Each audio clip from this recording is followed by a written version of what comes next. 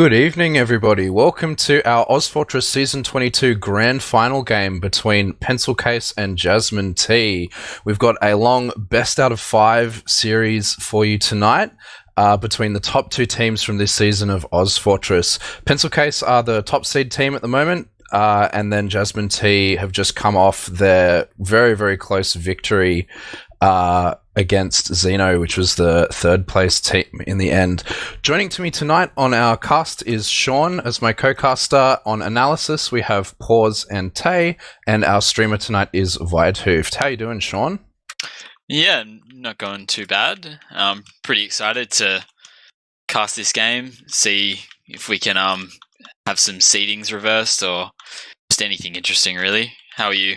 Yeah, I'm not too bad. I'm also very excited. It's been really, really close between the top 3 teams this season, so it's like really sort of anyone's game for this final. I'm pretty excited about it. We might start just really quickly running through each team's players before we hand over to our analysts to sort of talk a little bit more about stats, etc. before we start the game. So do you have any team that you want to run down, Sean? Yeah, I'll just do a quick rundown of Pencil Case, the first seeded team. So on Scouts, they have Cookie, aka Susurrus, and Madness on the Pocket Scout. They've got Riot on Roma, Yule on Pocket, Redcoat Zygote on Demo, and Ancient Gamer Soul on Medic. Ancient Gamer Soul. Awesome. I'll run down Jasmine T's roster.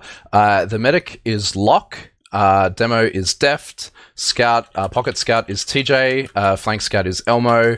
On Pocket this season is Hertz, and roaming is Paulson for us tonight. That being said, we might kind of hand it over to our 2 wonderfully talented analysts to sort of talk a little bit more about these teams, the maps they might pick, and their matchups, etc. So, Pause and Tay, over to you guys. Hello. So if we quickly have a look at the Pencil Case overall stats here, you can see that they have a really, really solid lineup overall. Everyone's kind of come into their own a lot throughout the past few seasons, namely Yule coming back from his long hiatus. Is that how you say it? Whatever. Hiatus? Yeah, that. He's come back. He used to play Demo. He was a really solid top 2 Demo man. I'm not really sure. I wasn't around then, but now he's come in and he's playing Pocket and he's playing really well. I'd say probably the best in the Australian League this season, at least, anyway. I wouldn't be surprised if he took the award, to be honest. Yeah, definitely. If we have a look at Soul here, his stats, average deaths 10. I don't know where that compares with Locke just yet, but he's pretty consistent. But he does have some unlucky games in the official against us. He wasn't playing too well, but I'm pretty sure he'll be able to play well tonight. Do you want to do Demo? Pause? Yeah, I'll just quickly on the medics.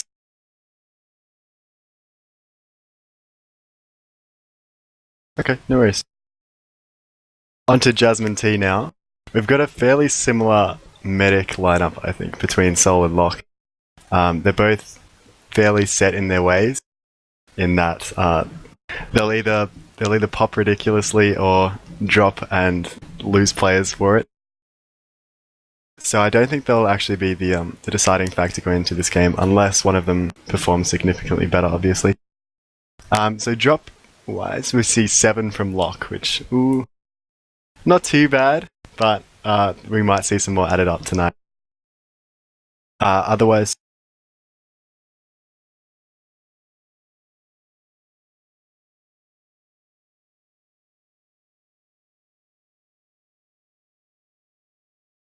Perfect, here we go. So Ubers, Locke has actually significantly more Ubers than Soul. I guess that's due to the solo Ubers we see quite a bit coming out of Hertz, which you saw against both of these teams playing off in Granary during the season. Do also see the average deaths for Soul is 4 more than Locke. I don't know if that's something to do with the log pool, but I feel like that could come into play if Locke is just surviving the entire time and Soul's kind of dying every middle or something. Man, I'm liking this Uber to crits ratio as well. Pretty sure half of those are against our team. Yeah, I got my fingers crossed for some crits coming out of Soul. That'd be nice to see. Some high action gameplay. Definitely. Fast pace. If we go have a look at the demo head-to-head here, we can kind of see where they play in against each other. First thing I see is Deft is 10th in the league for damage per minute. I don't know if that has anything to do with the log pool once again, but that seems very low. What do you think, Paws? To be honest, I think he's not receiving... Oh, he is receiving fairly similar amount of heals. But I think the timing would be quite different. I think, from what I've seen versing these two, I think Redcoat seems to take heals during the fight, whereas Deft is taking them between fights. So most of the time, I think Redcoat can get more damage out during the brawls, whereas Deft is just getting it out like during the mid fights and in transition plays, I guess. Yeah, I see what you mean. I think that's where the damage per minute difference comes into play. I definitely wouldn't discount Deft going into this game. I think he's quite a good demo man, and he's put it in quite a lot of effort to be able to compete at this level as well. So I'm hoping for definitely a good Deft performance. I've played with him for quite a few seasons myself. So I'm quite the Deft fan. I think we've both played with him, actually. Season 20, I played with him as well. Yeah. I haven't played with Redcoat myself, but from what I can tell, he's quite demanding with the rest of his team, with like that they posture around him, especially with the scouts. And I think we heard when these two teams played off earlier in the season, we had a couple of interviewers from the other team, and they called it the death ball of 5 people or so, with like 5 people or 5 people plus sniper. Yeah. And I think that is mostly revolving around Redcoat. They're just playing around him. Yeah, definitely see what you mean there. If we go have a look at the Roma stats. Roma stats are always interesting because it doesn't really say anything if they both kind of have average or bad stats. But as you can see here, Riot has really, really good average stats. And I think that could definitely come into play a lot on the flank if he's just dominating over all the scout and the other opposing Roma. What do you think? I think Riot is always going to shine when it comes to Roma stats. I'm not sure whether it's team-based itself, but he seems to have more freedom than Paulson when it comes to this. Like, I think Paulson's more relied on when it comes to initiating and, I guess, executing on mids, whereas Riot can more so do his own thing a bit. So he can take fights where he chooses to on the flank, or like jump in and jump out. That's what I think, but we're seeing fairly similar stats, except that his name is Robert Paulson has less games to his name on the roaming role. Yes, his name is RP, is Paulson, if you haven't realized by now. Riot definitely does have very, very strong DM. He is able to shut down scouts, whereas I think Paulson might get a bit dominated by Cookie on the flank there, Cookie and Riot. I think DM comes into a lot. Yeah, the interesting thing about these two roamers is both of them are very capable with jumpers as well. I wouldn't be surprised if going into the maps tonight we saw some early soldier bomb, like the aggro ones through, say if we see Sunshine coming up, the aggro ones like right onto Choke and to Demo Man and on Process as well. I think both of these roamers would opt for that at least once and see how it goes sort of thing, and then go from there. Granary as well. Going on to pockets here, we've got Hertz versus Yule. Both of them are pretty seasoned veterans. Yule maybe more so, being the dinosaur that he is. Hertz has been... he's played every class except Medic and Prem, I think? Correct me if I'm wrong, anyway. Yeah, maybe. I'm not sure if he's played Demo Man. I think he might have played it in a summer cup or something. Oh, okay. Yeah, that counts. Anyway. Yeah, that's fine. We see Hertz does have a much better damage stat here, coming 5th, while yours only at 269 and 14th. I don't know, I feel like damage does matter a lot on Pocket, because it's kind of the stat for Pocket. If you're taking a lot of heals, you are going to get a lot more damage, like you can see with your taking 300. Oh wait, no, that's the other way around. Okay, well, generally Pockets that do take more heals do more damage, but Hertz seems to be able to get a lot more damage and have a better KD during these games. What do you think? I think that Hertz actually like jumps in and out a lot more than Yule. Like Yule will sort of be the more traditional Pocket. He does jump quite a bit himself, but he's always there when his medic needs him, and he'll guard him when it comes to mids as well. Like he'll wait by the elbow on, say, Gullywash, or I don't know. He just like plays around his medic more. So I think the greater damage per minute coming out of Hertz comes from him nuking the enemy and also getting Yeah. a lot more Ubers, I'd say. Like, Yeah. I think Yule has to compete a bit with Redcoat and the Scout Ubers. But I think I believe Hertz would have had the most solo Ubers out of anybody this season. From what I've seen anyway. I think we need a solo Uber stat. I'll be counting them during this game. Let me go through every STV of the season. Yeah, definitely. If we go on to one of the Scout head-to-heads here, how do you think Madness compares to TJ? I actually like this comparison here because I think from versing these two teams, I think Madness is very hard to bomb into. I think he takes better positioning out of the two of them when it's like a static play. Like if there's if both teams have Uber and it's a bit of a stalemate, I think Madness and Cookie are very hard to bomb into. TJ is very good at aiming, but I think in certain points of the map, he'll sort of sit within his medic or even behind his medic. So the medic will have to turn around and that gives you the opening of sort of landing on them. Especially on mids, I've found.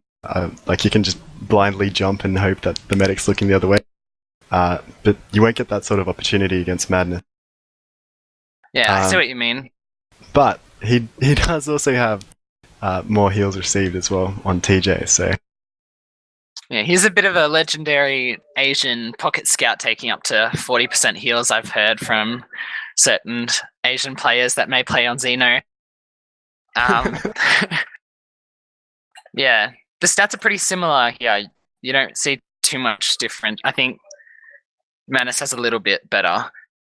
Moving on to Cookie versus Elmo. Elmo, he's extremely hard to play against on the flank. I've played against him a couple times. I don't generally play Roma, but I played against him a couple times where he'll run at you and you get one rocket off and you'll hit him for 100, but he'll still double meat shot you while in the air.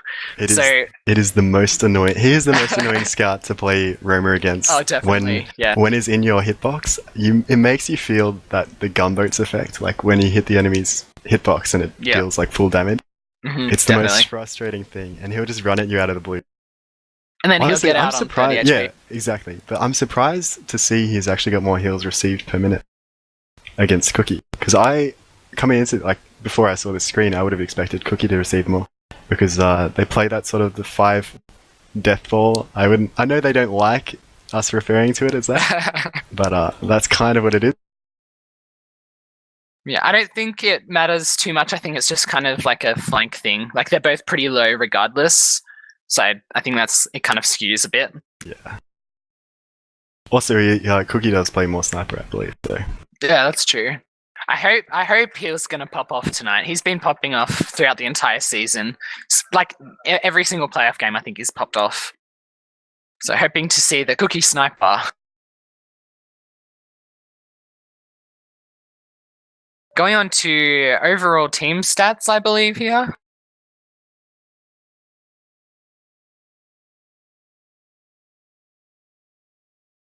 Pencil Case versus Jasmine T. The team head-to-head. Yeah, it's very overwhelming here. I don't see too much difference, to be honest, throughout the entire thing. Apart from the demo and pocket Honestly, damage difference. That makes it feel like an even more exciting game. I'm going into this. Definitely. I've thought about it quite a bit. I've sat down and thought, what would I expect coming into this? There are certain individual quirks that you'd only expect if you've played against these teams. Like if you look at the stats, there's not much to split them on. But like certain teams will opt for, say, a double aggression out of the flank instead of a counter sack sort of thing.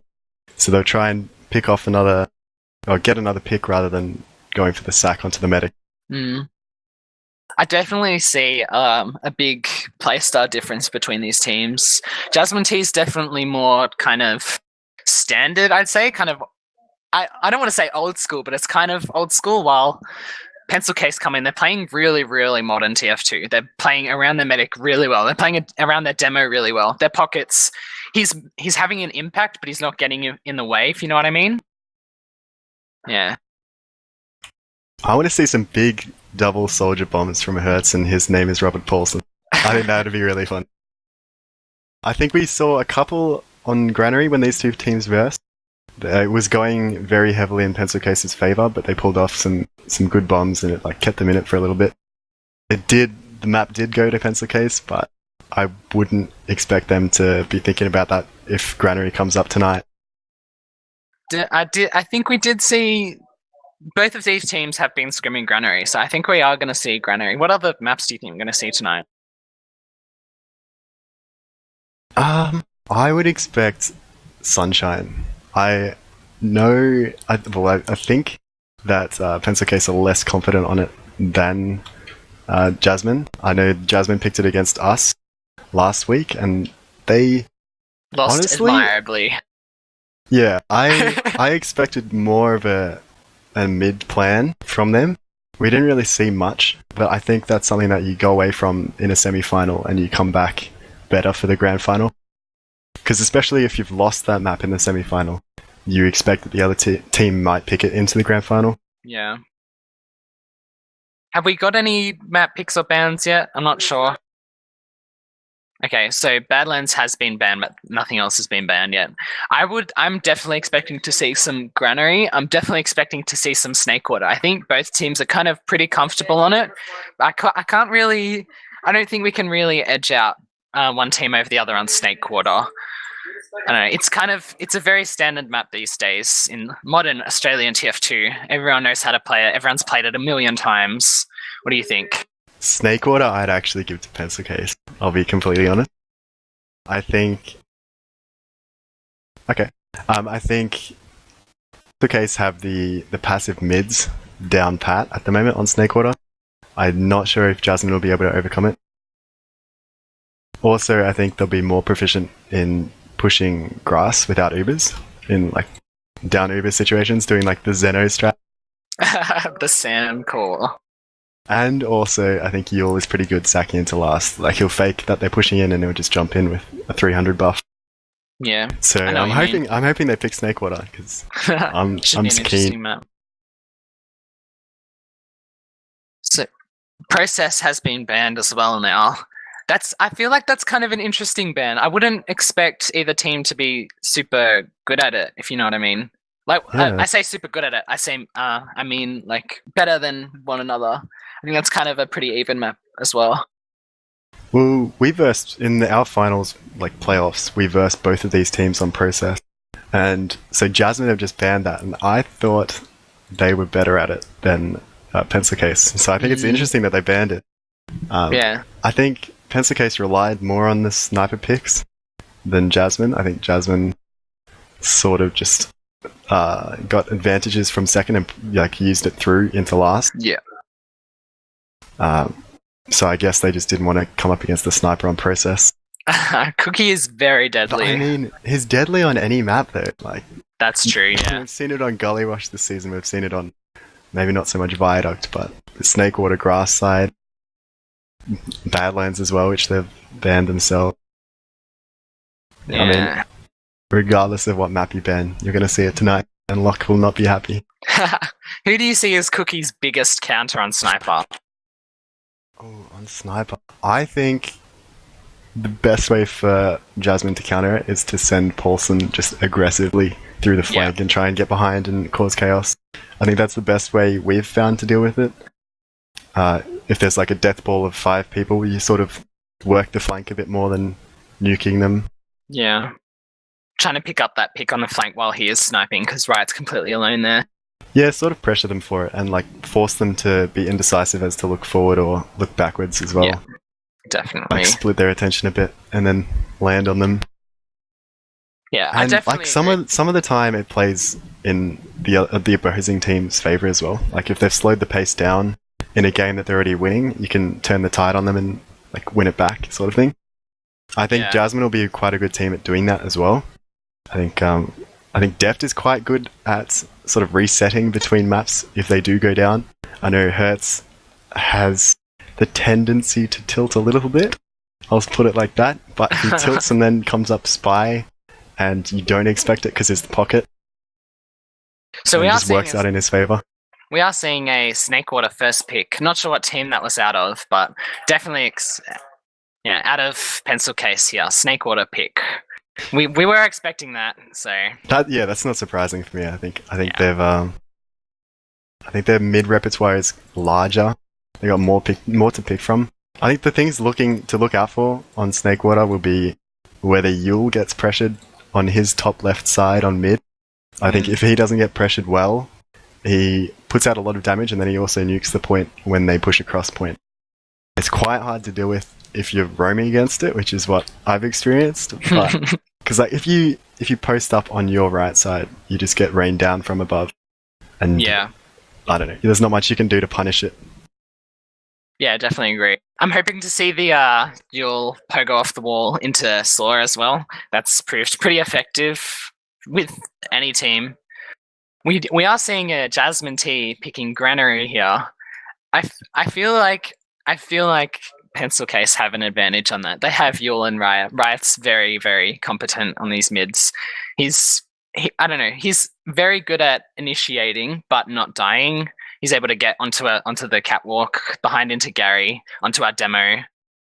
Yeah. I don't know. I think Granary is quite a smart pick for the second map, to be honest. Like, I think Snakewater will go Pencil Case's way, and it might come down to this will be a map that we need to reset on. And I think Granary is a pretty good map to do that because it's quite mid dependent. And if they have a plan coming into mid and they can execute it properly with the soldier aggression and deft being very quick to mid, Yeah. I think it could be quite a good map to sort of turn the tide and take the rest of the series. Yeah, definitely. We are seeing a Gullywash pick out of Pencil Case. I think they are very competent on this map. We did kind of name it as a Xeno map, and then we got kind of embarrassed in our official Cookie I think we Sniper picked it Red both Coat times. demo. Yeah. We lost both times. Oh no. Rest in That's peace, Xeno. surprising because Riot is very well known as being opposed to Gullywash, so I don't know if he would have approved of that map pick. He says he's opposed to it, but he never does very bad on it. I don't know.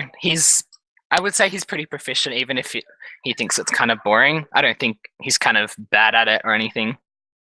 Yeah. I think actually that might be more of a pick against Jasmine rather than we're great at Gullywash. It might be we don't think you're very good at Gullywash. I think they have made a very big thing about how Deft likes to go underpoint on Gullywash last. About how it's not the objectively best thing he can do. Yeah. They'll always call him out. Yeah, the Deft strat. They'll call him out for it when he does it. So I hope we get to see him pull it off well and get a 4K or 5K out of it to salvage the last push, just as a salt in the wound sort of thing. Yeah, you say they make fun of the Deft underpoint, but then everyone's imitating it. Everyone goes into secret or behind point when the other team's pushing last, because there's nowhere really else to go when you're hiding from that Uber. The famous rotating through Gullywash spawns isn't very great, and there's no behind the point like there is on Badlands. Yeah, definitely. And I think it's the closest thing to the Badlands tube that Def can find at the moment. Yeah. So Jasmine have one more pick, and then it goes to the decider that is also picked by Jasmine? Pencil Case. Oh, Pencil Case. Mhm. Okay.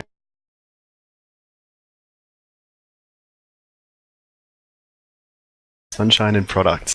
Which one would you fancy if you were on Jasmine T, Tay? I would definitely fancy Sunshine. Yeah, I think that's what they picked actually. Tay, the psychic right here. Honestly, I'm really hoping it goes to the decider then. Oh, definitely. Product as a decider is really good. There's no stalemates. It's constant action. Unless we see that sniper, but we did scrim Pencil Case on it last night. They didn't run sniper. I think they only ran a couple of minutes of sniper. So I think it's a really good decider pick.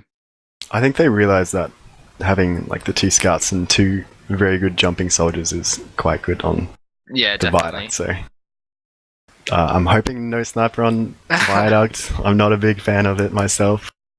But I think they will definitely try. I mean, they're more than especially if competent Cookie's at playing it. well. So Yeah. yeah, if he's Depends feeling on good. Cookie.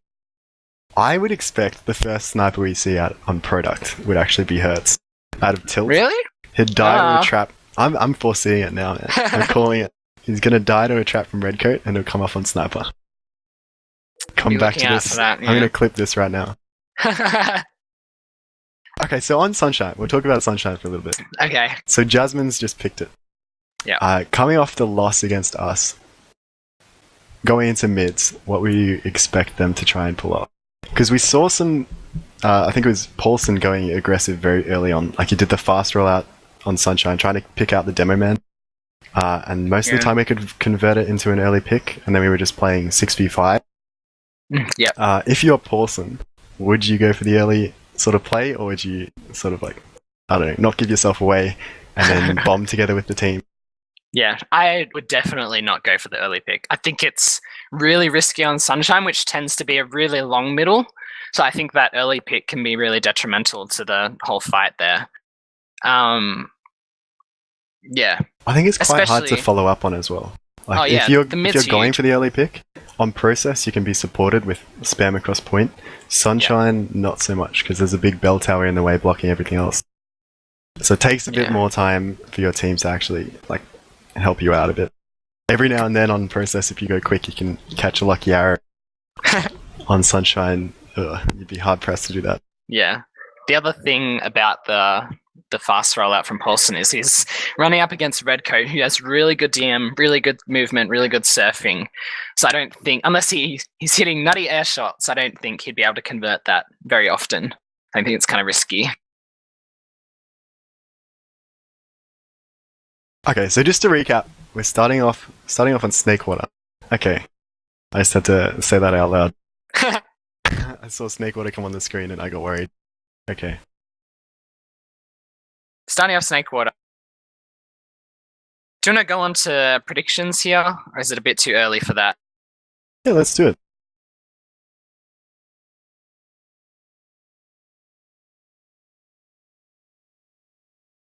So to recap maps, we've got Snakewater first, Granary second, picked by Jasmine T.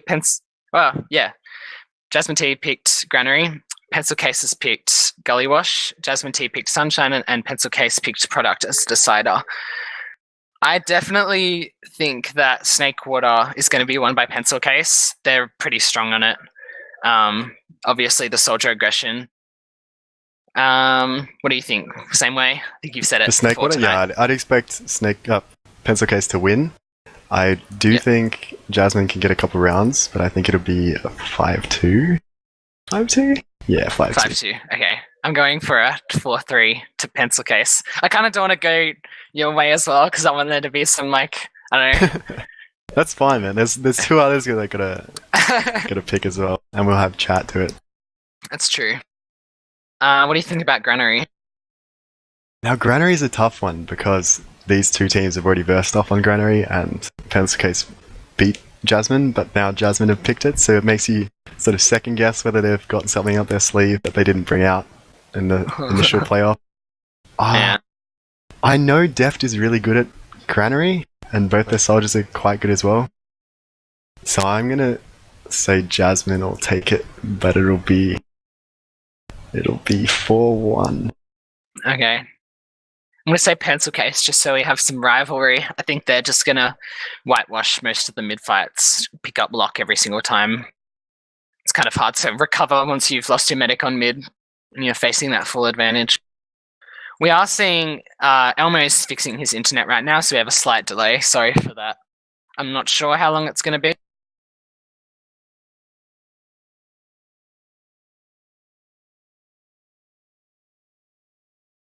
I think we're going to hand it back to the casters, Sean and Xander, for some more pre-match analysis here. Maybe some top bants from the Xeno boys. Over to you guys. And let us know your predictions. That too. I'm going to be a bit more savage and just think that the first three maps are going to go the way of Pencil Case, and that'll be the end of that one. I think they'll all be close maps, but I just have a feeling that Pencil Case have an edge in all three of those maps. But again, like, I wasn't watching from an external point of view in the last two finals like Xander was. So yeah, I'm not sure. Like Snakewater, I definitely think Pencil Case's map. Like I think they're going to take this one. Judging from like their performance on this map, like compared to Jasmine T's recent performance on this map, I reckon it's just like yeah, definitely like maybe not like 5-1, not like that much, but maybe like a 5-2 or a 5-3. Like I think they've definitely got this one in the bag. Just like as you know, our analyst was saying, I think it was Tay who said just like they have more options on mid. Like they can switch it up so much on each mid. Like if something doesn't work, they have like 4 more things to try. So like they're way more, I think, comfortable on Snakewater. Granary, I think it's less clear. I think they're way closer on that because Deft's rollouts are like really, really good, and he gets there so fast, and he hits that first sticky. Like if Deft is activated in this game, I've seen, I think it was a few games ago, Deft hitting every single sticky on mid and just absolutely ruining Redcoat. Redcoat like was completely shut out. He couldn't walk forward. He couldn't deal damage. He couldn't do anything. And the rest of Jasmine T just like walked through Pencil Case. So if Deft is on, I see Granary going the way of Jasmine T. But if Deft is not activated, I don't think it'll happen, which is just such a shame for, you know, for the longevity of tonight's I'd prefer cast. it if we could refer to Deft as being actualized. Oh yes, actualized. Yeah, okay, as long as we've got that. I am being asked by Sam in chat, actually, as a Premier Medic who's played against Paulson Roma, how do I rate it? And I'd actually say, like, as much as I love to trash talk Scott, it's actually, like, pretty good, but very different to Riot. Like, we're talking about, like, Pencil Case having more options on mid, and I think part of that is probably the technical skills of Riot, but I actually think that Paulson is still probably the most creative player in the game, just with his ability to try new things, and I actually think, like, he's going to be very difficult to play against for Seoul. Yeah, I agree. I think Paulson is still definitely one of the smartest people playing the game in Australia at the moment. Like he understands what to do when, and will often read situations super well.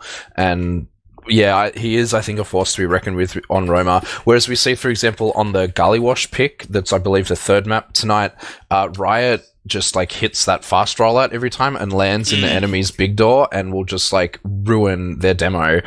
Like, he did it, I think it was every single mid the last time, and like he beefed it like 3 out of the like 7 mids or something, but like all those other mids he was like super close and just ready to deal damage like as the demo was in big door, because their demo rolled up big door quite a lot in the last game, and he was just getting shut down by Riot. So Riot's like jumping skill will come into effect, I think, especially on that map. Do you see it being close on Gully at all, or do you just see Pencil Case taking everything? No, I really do see it as being close, but I think as Pause and Tay have kind of touched on, I actually find like the mids of Pencil Case really hard to deal with. Like, from having played against them, Redcoat stickies, the first sort of 2-3 stickies in Big Door every mid, he just doesn't miss those stickies, and usually that's enough to like, and then you couple that with the Riot fast bomb, and like it's a recipe for disaster. But I think in like phase play, there's probably a slight advantage on the traditional gameplay of Jasmine, just given like there's only 2 ways to go. There's no like third flank route, and I think that kind of does play into Jasmine's hands. But I think the mids are definitely like massively in favor of Pencil Case. So if Jasmine can find a way to sort of nullify that, maybe, you know, go equal mids, not lose their medic, then I think that'll go a long way to them winning that map. Yeah, I reckon so too. And I think the wild card for me is Sunshine, because I'm not quite sure how either of these teams play on Sunshine. I can't remember if I was involved in any games that these two played on Sunshine. Do you know any more about Sunshine and how these two teams play it? Well, we played Jasmine last week on Sunshine. It was their pick, and I feel like we beat them pretty comfortably. The thing about Sunshine, I think, is that it doesn't actually really enable that much like variation in playstyle. I feel like the map forces teams to play a certain way just because of like the awful like mid to second transition. Like there's no way around that to sort of like, for example, like Zeno as a team would probably prefer to brawl, and it's actually just really hard. Like if you get one pick in choke, to rotate all the way around through flowers to then try and brawl on second, the spawner's in, and it kind of like you get back into a real stalematey game. So I think a lot of that map, if we get to it, will probably just be on who can make the least amount of mistakes. You know, given that we know how like even these teams are, I think it'll just be the consistency and who's gonna Yeah, and that being said, like with the slowness of the game that you bring up on Sunshine in particular, I think I've seen Cookie just like smash face as Sniper on that map as well. He's the last few games that I've casted with him playing, he has not missed like a single shot on Sniper. When he has been like playing the way he needs, like the way he needs to, it's incredible to see him play the way he can. So I think if the game does get slowed down by the choke points, as you say, mid to second, and they can get Cookie to start hitting those shots, I think that is, just cementing just that little bit more on the side of Pencil Case for that map as well. I mean, and then the last map, should it come down to it, I believe is Product. Is that right? Can I just say, for Sunshine, I wouldn't actually discount Jasmine T's off-classing ability, because last week... Do you rate the Paulson Spy? Not just that, I think they'd used it well. I think... Because they used it as a double sack. So they bombed in a soldier, so everybody's looking at the soldier. At the same time, the spy decloaks and just pistols the medic. It's like, in theory, it's average, but it works out quite well when you're in the heat of a match. And like, you're wanting the air shot on the soldier. You're hungry for it. So I wouldn't discount that. The off-classes from Paulson and Hertz as well. They're both quite competent, I'd say. But yeah. I don't know. I don't know which way this map will be going. The other thing I'll say is that, like, with Jasmine T consistently using Spy so often, every stalemate you get, like, at least like when we were playing, it was like, it doesn't matter whether they are Spy or not. We're always thinking about it, and it does kind of change the way you play. It forces you to take your pushes a bit slower because you don't want a Spy to be behind. So I'd say that probably plays into Jasmine's hands again, like slowing down any Pencil Case aggression if like off a stalemate pick or something. Yeah, I mean, and that being said, actually, there's some news on the front of Elmo's absence. They're being told to see if they can get a Merc so that they can start this soon. We might see the Dream Scout not play. We'll update you more as we sort of get more information on the happenings in the server. But I suppose in the meantime, that brings us on to our final map, if it should come down to it, which is Product. I think the only map that Jasmine T lost that wasn't a playoff game was to you guys on Product, wasn't it, Sean? Hell yeah. Yeah, it was. That sort of is like inadvertently helped them on their way to their roster changes, obviously before running like Enrith and Geo and stuff, and then after that realizing that they couldn't be bothered playing anymore, which is what has led to the lineup that we have now. So I think it's hard to sort of talk about how this version of Jasmine T will go on Product compared to the version that we played in like round 3 or whatever it was. Round 2, I believe. We have scrimmed this version of Jasmine, and they did much better against us than the original Jasmine, which is quite surprising. I think it's just because a lot of them are more active players, to be honest. Yeah. Could come down to that. I mean, I agree. I think that's definitely true because I know Dave and Enrith both weren't super keen around that week 2 kind of mark, and then this current lineup stepped in on it. Just some more quick news before we keep going. I believe Elmo is on the way, but his net is really unstable. Of course, being from Australia, we have terrible internet. So we do have Sam, which is one of the scouts from Xeno, on standby should his net drop out. So I believe Elmo will be playing, but we do have a backup ready should anything happen. That would mean 2 scouts from 3 scouts, 1 car. Yeah.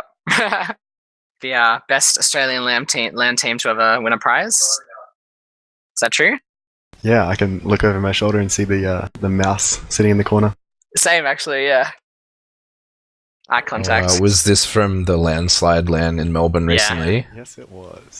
It was a very good LAN. I had a lot of fun. Out of everyone in the server, actually, there was your Cookie, Hertz, and Locke.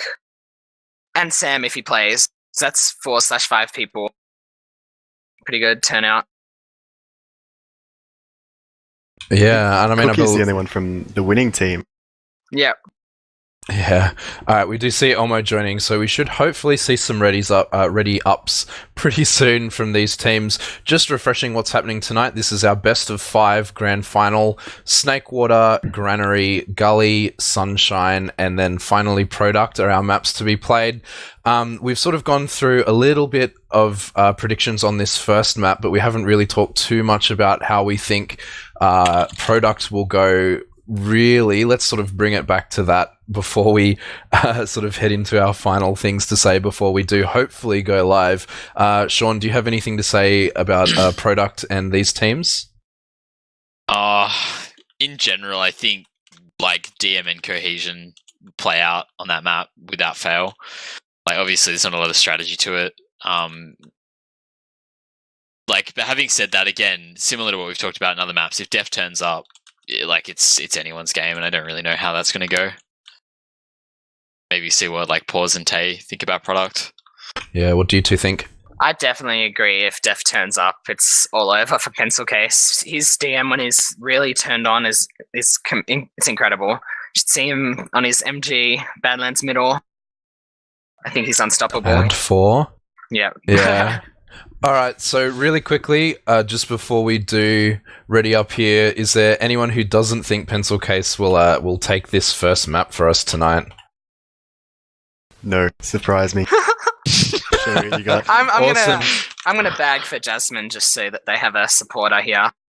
Yeah, That's very kind of you, Matt.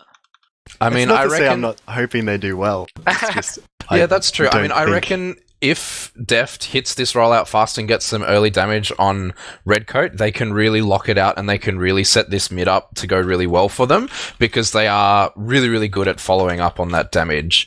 But if I think Deft isn't on to sort of shut down Redcoat, then again, the pencil case, like, I don't know, what would you say, the Swiss Army knife that they have inside their pencil case will come out and they'll be able to just like flex on every single different mid that they can play.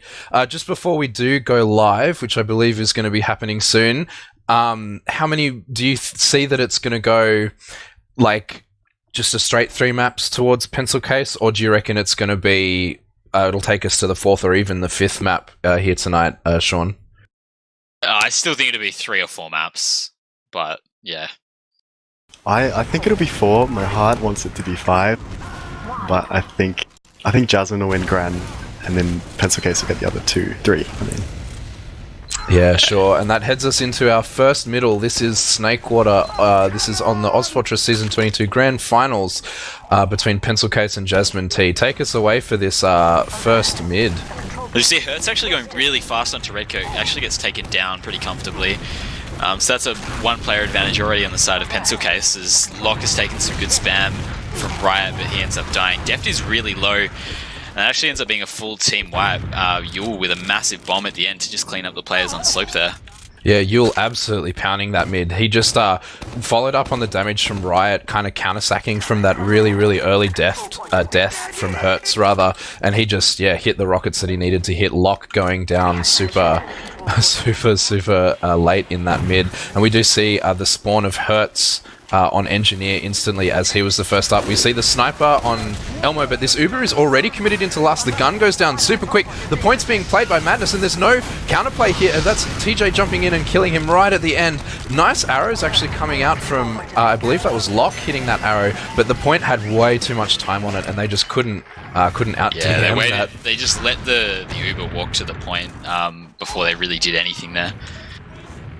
So we'll see if Hertz tries something different on this mid. So we see both demos getting to mid at about the same time. Hertz not going fast this mid. Deft is already taking a bit of point presence. So we do see just some spam being exchanged. Nothing happening yet. Yeah, none of those stickies connecting as we do see Yule coming in for a bomb behind, actually turning a lot of the players around, letting Riot come in, and then he just walks in, loads and loads of damage, really, really well played by Yule, but some nice pipes by Deft calling it in, and Paulson had a really good shot on the medic there, but he chooses not to rock really it. dicey there, running back to the point with Paulson. Paulson's actually on Soul right now, gets taken down by Whoa. Cookie. Yeah, he had a really easy rocket lined up right on Soul. As Soul was in his face, and he chose to shoot at the scout instead, which I assume it would have been an easy frag with Deft coming in to clean up, but he missed his rocket, unfortunately, there, Sean. Yeah, I feel like if Deft was going to come in, they could have probably tried to play together as well. But as we do see, like a full Uber advantage on the side of Pencil Case, but this time Jasmine with the opportunity to try shoot second and see if they can slow them down. Yeah, Jasmine on the slowing down side. Elmo is sniping here, but he's getting forwarded by everyone, and he's forced right back into lobby by some nice forward presence from a Scout and Riot there. I believe that was Madness going forward there. Both Scouts are wearing the same cosmetic there. That's throwing me off a little bit. We do see this Uber getting pushed through under here, and they're popped in, committing here. Gun is on the other side. Actually, the demo jumps away from the gun. This actually might cost them this fight, but it does go down. But they have all the heavy fragging classes up, losing only Hertz to that push, being traded for Yule, and this heavy on point is just doing so much work. TJ actually getting fragged there. He shouldn't really have committed his life in that situation, and they're still fighting this point here. Sticky's going out, lots of damage. Paulson actually forcing out this Uber. Yeah. So that should probably be a last point hold for Jasmine there, and I think Pencil Case should probably just back and repush with the 50% Uber that they have. They are 3 down, so you should see Jasmine T trying to push out a little bit here, because as you can see, that the second point has been completely given up. Yeah, there's no attempts for backcaps or anything, and that was a really, really good hold. I mean, you don't necessarily want to commit your Uber there for that force, because Soul playing so well was way out. So they're just going to leapfrog this second point here, Sean. Yeah, it was a bit of a misplay, I think, with the Uber, but we actually do see the Uber being popped out by Pencil Case really early here. No frags so far as they are chasing through under, but the Uber's over now. Madness goes down, Elmo goes down, so pretty even, and now we have an Uber advantage back on the side of Jasmine, second being capped by Pencil Case. Yeah, it just looks like a standard leapfrog situation with Locke ready to push out with this Uber. They're just going to wait for the spawn of Elmo, I see in this situation. But if they're too slow, oh no, they're just walking out Cookie's here. Actually managed to get behind. I don't think he's been seen. Riot, what? That was like he was called and he got one rocket off really early on the whole combo, but Locke really didn't want to use in that situation and just drops, which may even cost their team that round. Yes, we do see Pencil Case just trying to reform themselves back on lower, and I think they're just going to be pretty content to repush this with a full Uber advantage again. Yeah, if I were in this situation for blue team, for Pencil Case, I would try not to use my Uber here. I would really bait my medic here, because we do see Paulson going for this bomb. Soul is in a really good position. He doesn't take any damage, only one rocket going his way, and he's right next to that health pack, so that's not a problem at all. They don't use their Uber for this second point, which is disastrous for Jasmine T, as this full Uber ad pushing in towards last very soon. Yeah, and it looks like they're going to come from under again, or are they going to go top right this time? Yeah, it looks like they are going to go top right. Trap? Okay, they do use using through Shuddy. Demo takes out that sentry. The heavy up from Paulson here actually takes a lot of that damage, and now the pyro coming in from Elmo actually dealing a lot of damage on point, clearing it up. But Riot's playing point, whole team's playing point, and it's just the medic. Yeah, that's a really clean clinical push from Pencil Case in that, leading it 2-0 on this first map of this grand final, Sean. Yeah, pretty good by Yule then to bait the point really early, and the only frag to really be traded out there. So I want to see now if Paulson and Hertz look to do something to make these mids go differently, as we do see them both going normal. Nothing exciting yet, both teams trading spam. Hertz jumps top left. Still not a lot happening. Paulson's actually jumped onto the enemy team's slope and he's behind them, but Yule does go down to TJ. Soul is really weak, actually gets taken down by Hertz there. So this actually looks like it's going in the way of Jasmine. Red coat bombs, so the medic gets craters. Locke is actually in a really dangerous position. Cookie's managing to follow that up. He does get taken out, but he was on 25 health there for way too long. But yeah, as you said, Paulson jumping behind actually turned around a lot of their team, and they were on very low health, and he just walked back in through Saw and walked, just like clicked on very low health players, which was very useful. We do see actually Pencil Case here coming in to contest this second point, even with the spawn advantage. But this, I think the Ubers have rightfully been called as even. So we see Elmo coming up sniper here, and we do see, is that Cookie Spy? Is he in spawn? It is a Cookie Spy. He's probably just checking. He's just checking. Yeah. Alright, cool. He does respawn as that scout. But we do see this Elmo sniper. They're going to be aware of it. That spy checked for it here. Are they just going to wait for Elmo to hit a shot here, or are they going to commit Paulson, do you reckon, Sean? I think at this stage they're still just going to wait for Elmo to hit a shot. Maybe try and get some room for Elmo. Maybe see if they can get him out on grass or something. But I think just it's there's still 22 minutes left. We do actually. Yeah, we do actually see Cookie or Susurrus coming up as the counter sniper here. So this is the classic second stalemate here. We have two snipers up, both taking pot shots from each other. I believe Cookie is in cheese, trying to rotate around, and then they're just trying to get some space for Elmo here. Yeah, so it's probably the first point in the game that we really had a stalemate or had it slow down, as Cookie does take down Elmo there. From Saw. So we may see Riot go for a play now as a counter sack, or maybe Cookie going for something as Riot's just sort of sitting there under waiting. Yeah, they're playing really well. They're trying to get Cookie that space in there with the Roma playing there in a protective place, but Hertz spams them out, and they choose not to make anything happen here. As we do see Elmo actually respawning on Spy here. Not sure if he's just checking classes. No, he has committed outside spawn on the Spy class here. Yeah, and this is again what we were talking about pre-game with the Jasmine T Spy. I think it's just like they use it more than Sniper, and it's like, yeah, I'm not sure we've seen Elmo do this too much, as he is walking under. Yeah, usually their Spy off class comes in as Paulson, so we'll see if Elmo fares any better than the famed Paulson Spy. We do see the Paulson bomb in. And the decloak actually from the Spy here coming in. Oh my goodness, he's in exactly the right place.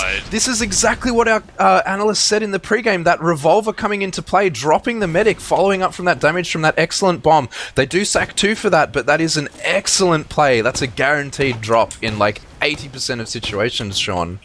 Yeah, great play by Jasmine. It's obviously called. It's part of their arsenal, and not a lot you could do about it, like as a medic who's experienced it.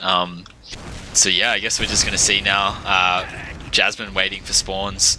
They're going to try and push with this Uber. We'll see how they push it against the sniper. Cookie is still sniping. He's actually hard scoped lower, like waiting for a shot on obviously his team to call when the medic is through. Yeah, they actually feed Hertz in that situation. Locke actually backing off. And we do see Riot actually trading for TJ. This is going disastrously for Jasmine T, as their medic is playing it super safe from this sniper, and they're choosing to back out rather than use their ad here.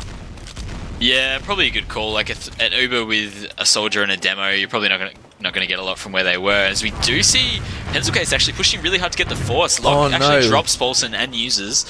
And now it's just Deft and Locke on mid as the scouts arrive now. But Yule probably going to die here, but good force from Yule. Yeah, that was really well played, because their Uber is up now in this situation.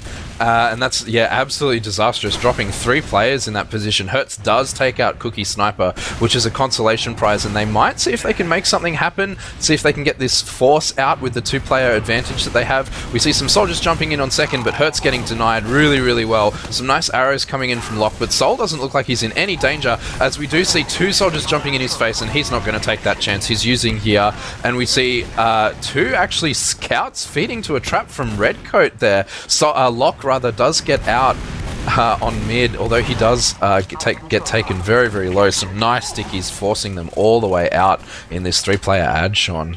Yeah, that was really well played by Locke then. He was like healing his players, and as soon as Sol was forced, he was gone. He wasn't healing anyone, he just left. And I think that ended up saving him his life and this Uber advantage that they have right now. As we do see fighting on grass, Uber is forced out by Jasmine, and Paulson's going to jump in, gets dropped, followed up closely by Deft, and he gets a frag onto Yule. So we're going to see Jasmine try and force their way into mid here through lower, and Pencil Case pretty happy to just back up and try and preserve their 50% Uber out as well. Yeah, classic leapfrog game here, I think. Seems like a pretty standard leapfrog play, but yeah, as you said, really, really well played by Locke, just sort of standing in the right place, healing the right players. Nearly caught out by some really nice stickies from Redcoat, but yeah, they're just going to sort of stand on this mid and grind for as much as they can before this Uber gets committed, which should happen very, very soon. Yeah, as we do see Yule trying to make his way through upper saw here with Madness. He does get taken down really low, and yeah, it's really good play by Jasmine as they're able to back out. Elmo's actually behind. He's taking a 1v1 with Madness, and he does win that. He's probably going to get taken down by Cookie. But Jasmine with 95% Uber is still trying to hold this mid. Like, they want to fight here, I think. Yeah, that was really, really played. Actually, Paulson and Elmo, like, forwarding the flank there was really, really good. Turned 3 of their team around. Soul was never in any real danger here, but it does give them time to have this even Uber trade on second. But Yule committing, trying to get that frag, does get cleaned out of the sky by TJ in the end. And this does seem to be an even Uber stalemate on second to mid for Jasmine T. Sean. It does, and Paulson has come up on Spy. Classic. So I think we're going to see the same thing. I think we're probably going to see a fake push by Hertz and a bomb, and Paulson to follow up with the revolver, or maybe Paulson may go for a fabled backstab. Yeah, I guess we'll have to see how the play happens on the other side with Hertz bombing and Paulson on Spy this time. I think they know they have a Spy. Cookie just swapped off into Spy in spawn and check, and now he's come up on Sniper. Yeah, but again, like, I'm still not sure there's a lot you can do about it, because with the Spy, you still never know where he is until he decloaks, and yeah, as we do see, Riot's actually spamming so hard for Paulson they right do now. know. That's such a shame. The Paulson off-class saga continues. But I guess we see, I mean, if they do a good enough distraction here with like a good bomb from Hertz, I reckon that this could amount to something. But Soul seems to be pretty aware of it. He's like standing in a really, really hard spot to get backstabbed, and he's like spiraling around here. Oh, what happened there? I did not catch that. If anyone That was caught a that, Riot bomb. There was an excellent bomb from Riot there. I think, did he get slapped into the ground, or did he just surf and not pop? Paulson's decloaked here, and he actually tries to get something onto Soul, but Soul walks forward and ignores him. He gets taken down. So this is full Uber advantage on the side of Pencil Case. Credit to the Riot bomb, and they're capping second and looking to use this Uber into last. Yeah, Hertz doing what he can to try to force this Uber, and the whole team is Deft actually and trying TJ to are commit. fighting this. The Uber gets forced out by Soul, actually. Like, really good play by Jasmine if they don't lose Deft here. Great arrow by Soul. Locke just stand on Elmo dash. is actually behind in this situation. Gets some nice shots onto Riot, but does get cleaned up. But yeah, they really, really want to fight this. Paulson is jumping around, dealing what damage he can. But they do lose Locke actually in that fight. I'm not sure quite what happened there, but Locke actually does die. Madness His has just survivability. decided to go behind, and he's actually taking a 1v1 with Hertz to try and cap. Oh, fat rocket from Hertz to direct Madness there, as we see Soul and Redcoat taking the point, and that's another round to Pencil Case. 3-0. Yeah, that's they took advantage of some very, very messy fights there. Kind of Jasmine T trying to force that sort of messy play in between second, try to force that Uber, try to kind of grind that messy fight that they wanted to take, but they just lost it in the end to the sort of cohesion on the side of Pencil Case as we head into this, I believe, our fourth mid, Sean. Yeah, it is, and we know Jasmine took last mid, so we'll see if they do a similar thing this mid. Credit to their soldiers. See, Hertz and Paulson both going fast onto slope. Huge damage onto Redcoat. He's probably going to crater. Yule counter jumps to the other side. Oh my god, 1 health on Redcoat! And he does take down Hertz with the 1 health. Deft with an excellent pipe to take down Yule and Soul. So that's, if Locke can get out here, this would be great from Jasmine. He does get juggled. Riot was behind and takes down Locke in that fight. And does get the excellent pickaxe as well. I'm not sure. Apparently, did Locke drop in that? Did he get a sword or something? He just got a saw sword onto Riot in right. saw, so... Yeah, that was really well played. That kind of double soldier bomb coming in there, getting cleaned up so quickly, and then the counter aggression coming in from Pencil Case. As we see the second point already Yeah, like, that was a being bit of a capped chat out. play by Madness, actually. He went straight to second. Like, the spawns were pretty even. And they actually, he just decided to cap that. So that's gained them a bit of time, bit of spawn advantage. And so now we should see a reset. There's actually a 25% or 20% Uber out on the side of Soul. I doubt they'll use it or know about it. given this, as Yule is actually poking very aggressively here in Saw. Elmo actually gets caught out to a very, very nice Right, shot it's from such a Riot nice on. Yeah, that was amazing. And this actually, there's a Kritzkrieg on a Soul here, as Redcoat is missing these critical stickies on Lock, but they are wrapping them completely, and they're just like, yeah, they're in a really, really bad position. Although Hertz does come in, Oh my Lock god, hitting Lock a just hit the best phenomenal surf of surf. his life, dude. That was Wow. insane. That Yule is surf- actually behind under right now, and the Uber is actually forced from Jasmine. They take down Madness with that. Yeah, that surf was just intense. I mean, all credit to him. I would have like died Yule is in actually that going for the back cap right now. Yule is on the last. Oh, He's only on about 50 HP. He gets... Oh! He hit a massive midi on Paulson there to nearly cap the point, but yeah. yeah. This is going really, really poorly for Jasmine T right now, as we do see full Uberad getting ready to push into them from second, and so much time on the cap already. This crits comes in. Actually, Cookie dying to it. Lots and lots of crits, lots and lots of damage. Hertz paying for his life. And we do see just a lot of consolidation, but they are a few players down. The scout on Elmo is actually forwarding Redcoat. Redcoat surviving on very, very low HP in that situation. Yeah, so, like, again, Soul hasn't died. He's stuck on crits. So it'll be interesting to see how Pensuke's try and play this, knowing that, yeah, they're not going to get Uber anytime soon, as the Uber is now up on the side of Jasmine, so they should be looking to try and push out with this advantage. They are moving into lobby now. Yeah, we do see Cookie up on Sniper, actually. Elmo is very, very low. 2 health does take out that frag, and they feed 2. Yule and Riot both dying to some excellent play from the Jasmine T players. Only TJ losing his life to that body shot, as this second push is very, very clean. They don't even use their Uber charge. Kurt's going really aggressive there on Tibid and actually taking down Madness. So now we see the crits up. The crits is used by Redco. He drops Lock with a hero sticky. Oh That was my amazing. God. Elmo dies in that Def as well. doing what he Paulson's can in that actually situation. on Soul as well, but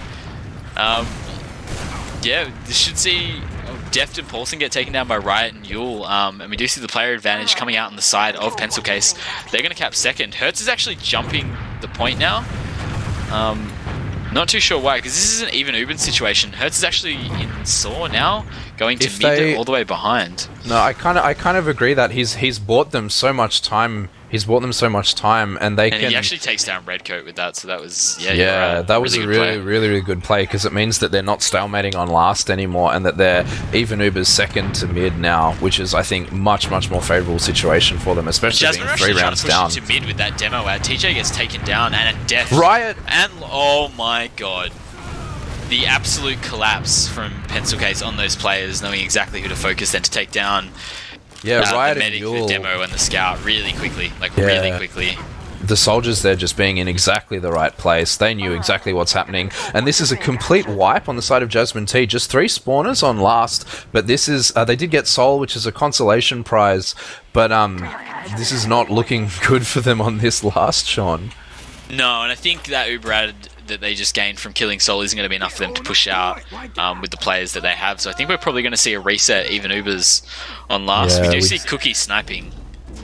Yeah, Cookie, of course, if he has been doing okay on Sniper here, counter-sniping Elmo, I believe only once, but he does have the capability to go off. I think if he doesn't get called early, he has a chance to hit this miracle shot that they need, but Hertz has definitely called him here, so they're just going to have to wait for this pick now. Yeah, so this is the really sacrificial Hertz pocket play that I think we're seeing, putting himself in a position to die, but where he can try and like stop that sniper getting Lock. Let's just see Elmo actually dying to Madness there. I think that's just a sack. There are actually, the Uber is actually forced. committed onto the scout and the demo here onto second. Yule is behind them, going for the back cap. Cookie hitting a massive shot onto Deft. That was phenomenal, as that completely shuts down their attempt to push out, and there's the full Uber ad going into last here. Riot actually traded with TJ there with a massive fadeaway rocket. As we do see, Paulson gets taken down really quickly with a headshot and a sticky. The Lock is fighting by himself. The Uber's actually popped out by Pencil Case, and no frags actually yet. Like, Lock finally getting taken down now. Hertz just playing on the point. And the Pencil Case players kind of just sitting low and not getting anything. Madness gets eaten, and it's just Yeah, Soul and Redcoat now going to the point as Riot bombs in, and that's a cap for Pencil Case, 4-0. Yeah, that was interesting. That was a much messier last push than we've seen out of Pencil Case so far. There was kind of staggered like entries there. It kind of looked like that they were getting forced out, then they all come in, and then Riot's bomb right at the end, just cementing that last for them from all the cap time that they had previously, Sean. Yeah, as we do see Deft being quicker than Redcoat to this mid and playing a bit more aggressive here. You're actually going fast into the enemy kitchen. Hertz and Riot trading some spam up top, as we do see Soul actually getting taken down by Paulson in the background, but all of the Jasmine T players seem to be quite low and dying here, so this is probably going to be a back out from them with their medic advantage. Elmo dying pretty late here, and some fighting grass as Madness. He's trying to get into lock, and Riot actually cleans him up. Yeah, that was a really, really excellent chase, getting the wipe out of Jasmine T there. Their med died really early in that mid, and they just collapsed so well. That team play coming out of Pencil Case is just like so much like better than the team play coming out of Jasmine at the moment. Yeah, and I think that collapse call, obviously, after Soul got taken down by Paulson really early on that mid was, yeah, like really solid. As we are going to see like a slight uber advantage on the side of Soul. Jasmine T trying to shoot second a little bit as Pencil Case are coming in through grass. TJ gets taken down by a trap, and Paulson's actually really low. Gets taken down. Def dies to some Redcoat stickies, and Hertz is actually on, and he does kill Soul. Yeah, that's But nice, the but last there point is is being Scout on the capped. point at last. Cookie actually taking down very last minute as it's just Elmo and Lockup, but these soldiers are bombing in. He can't do everything. Yeah, that point is way too capped. And that is now 5-0. That is a clean 5-0 from the side of Pencil Case on their very first map of the grand final. Yeah, I mean, I guess, like, I'm not surprised that Pencil Case won. We talked about their mid ability on this map, but I am surprised it was a 5-0. And a 5-0 in about 15 minutes, like 25 minutes, sorry. So, like, it was not time, which I guess is pretty different to how the finals and matches have gone between these kind of teams of late. Yeah, I mean, it's like, I definitely would have called this going Pencil Case's way, but nowhere near this close. I think we're going to hand it over to our analysts here to sort of go through some logs in just a second here, and then we will be right back with you for the second map after leaving our analysts to talk for a second. Hello. That was a very exciting map, despite the scoreline. Oh man, Redcoat is hitting everything he wants to. Yeah. This is incredible. I'm enjoying this game very much. The Riot and Yule bombs across mid have been incredible. I actually can't believe it right now. They look ineffective, and then like their last rocket picks up 1 or 2 kills. Like what? In what world does that happen? It doesn't even have to be kills either. Like, Redcoat's getting across the point. The scouts are revolving all around Soul, and they're just like walking together as a team across the point. And then they're backing up as soon as the opposing medic dies, so that they can, I hate to say the word death ball because I know they don't like it, but they death ball around their medic once Locks died. And on the last few mids, I saw, even though Soul was dying early, they were able to pick up Hertz and Paulson and Elmo, who were getting onto Soul, and then they were able to play off that player advantage and get onto Lock as a return. Yeah, I think their chases have also been more convincing so far. Like we saw Locke fall out of mid quite, I think, 2 or 3 times, and then get picked up on the back end of the mid fight.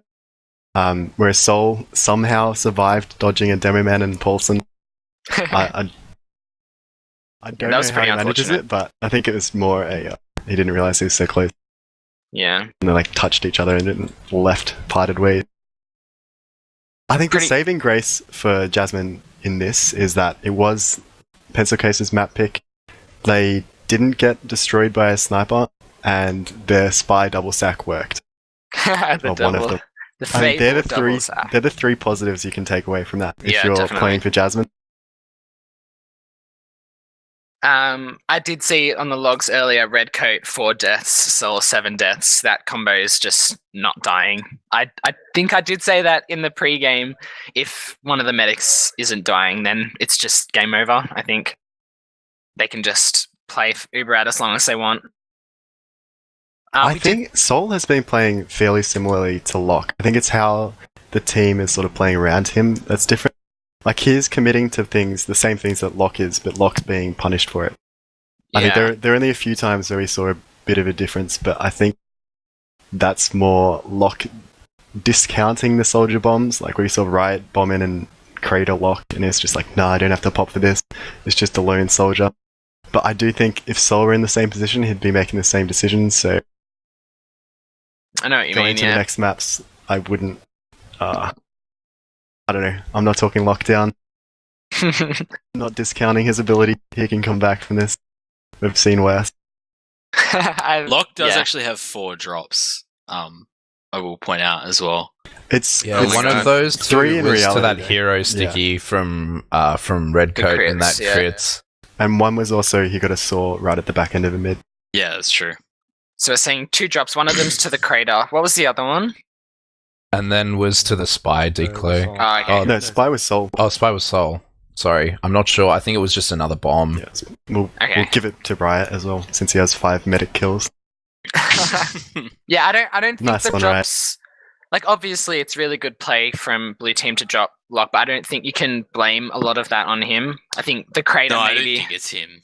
Yeah. Yeah, like I especially speaking as someone who plays medic because he can't play any other classes. Like you're in that situation when you have 4 of your teammates around you and the soldier bombs you and you hit a surf. You're like, I'm not going to pop for this.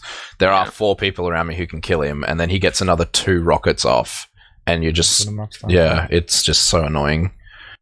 Looking at the fancy gentleman John log stats here, we can see that Jasmine T didn't have a single push onto Pencil Case's last. Or second. Oh my god. Yeah. Pretty dominant play from Pencil Case on this map. Yeah, their second holes are really solid. Like being able to predict the grass pushes really well. There was one instance where Jasmine had full Uber pushing into second, and I think they took it grass. I blinked, and suddenly there were only 3 players alive and trying to exit grass. And they were very lucky that Cookie didn't take their head off as well, because he was sniping from under and just peaked perfect timing, but just missed the shot. I think it's lucky that they didn't get punished for that, but at the same time they didn't capitalize off the Uber advantage as well. No, I think especially against Pencil Case, you have to anticipate that they're going to snipe on second as well. Yeah, definitely. And I think it was more so that they didn't want to use, like, the way they were posturing grass was that they wanted to take it for free without using, and sort of players ended up just bleeding around them and they didn't really take any ground. So I feel like that was a miscall, if anything. It will be different on Granary, I'd expect. I don't think they'll be looking to sort of save Ubers. I think they'll be, let's pop in solo, get a lot of kills with it. Yeah, especially seeing as coming off a lot of those pushes that you saw at the very end there were clearly desperation plays as they realized that they were, 3 down, 4 down with like 10 minutes left.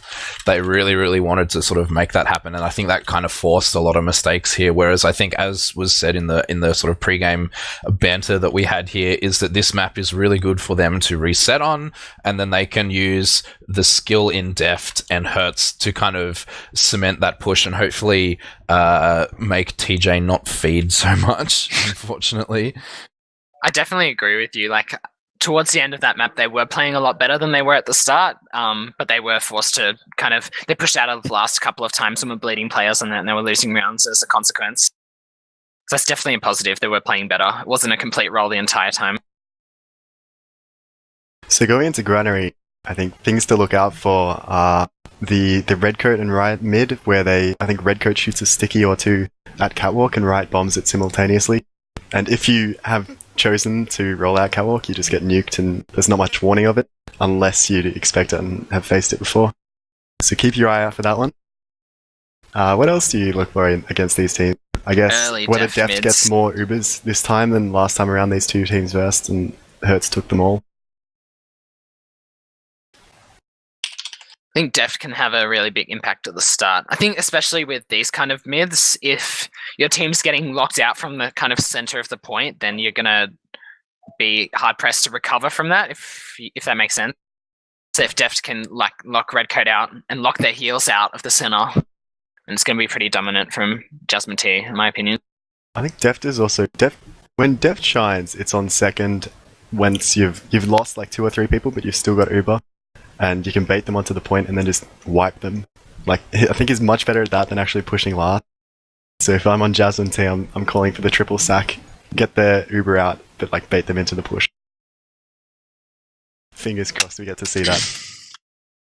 Yeah, and I mean, I think we've talked about the mid a little bit more, and I think half of the reason why I think Jasmine T can reset so well on this mid is that projectile classes become so much more important on this mid because the sightlines are not there. You can't like walk at people as Scout and win, and I think at the moment Jasmine T's Scouts are getting outclassed by Cookie and Madness in these fights, and I think it's just gonna play into the hands of Deft and Hertz and Paulson, who can all know what to do on this mid, and I think that'll be a really, really key factor in them resetting and then hopefully taking quite a few rounds at the start of this map. But we'll see. We'll see what happens, I guess. Does anyone have any predictions for this map as we sort of head live soon, hopefully? I might change mine from pre-game. I want Jasmine to win 3-2, just so, yeah. That's what I want. I think if Jasmine get rounds early, then Pencil Case aren't going to come back. So I'm going to go maybe 4-1 to Jasmine on this map. I'm actually going to go 3-2 to the side of Pencil Case. I just see the Red Coat Riot combo maybe a bit too strong on mid. What about you, Xander? I'm just getting news from Elmo that he's downloading the map, so that doesn't bode well for the cohesion on this map. I mean, it's not like this version of Granary isn't too different from like anything else. I believe it's actually coming from a like fresh install or something. Like he was looking for configs a few days ago. I imagine it's nothing like he's never played this version of Granary before. He's also suffering with like the Steam update as well. He was asking in game chat in that last map, how does he go Steam offline in the new version? It's like, is invisible the same thing? Yeah, that new Steam update has thrown me out. It's made all my friends have nicknames, so now everyone has a really dumb name. So if you're on Elmo's friends list and you get deleted, it's probably because he just wants to avoid messages. Awesome. But yeah, so I do reckon that Jasmine T has a really, really strong chance of taking this map. It's like everyone's making really, really close predictions, and I'm kind of with it. I kind of think it'll be 3-2 Pencil Case's way, just because their team play has been so much better, and I do think Jasmine does stand a really, really strong chance to reset and to deal a lot of damage and take these mids to last, and so hopefully get beyond mid this time, because I don't think they really got beyond mid in the last game at all.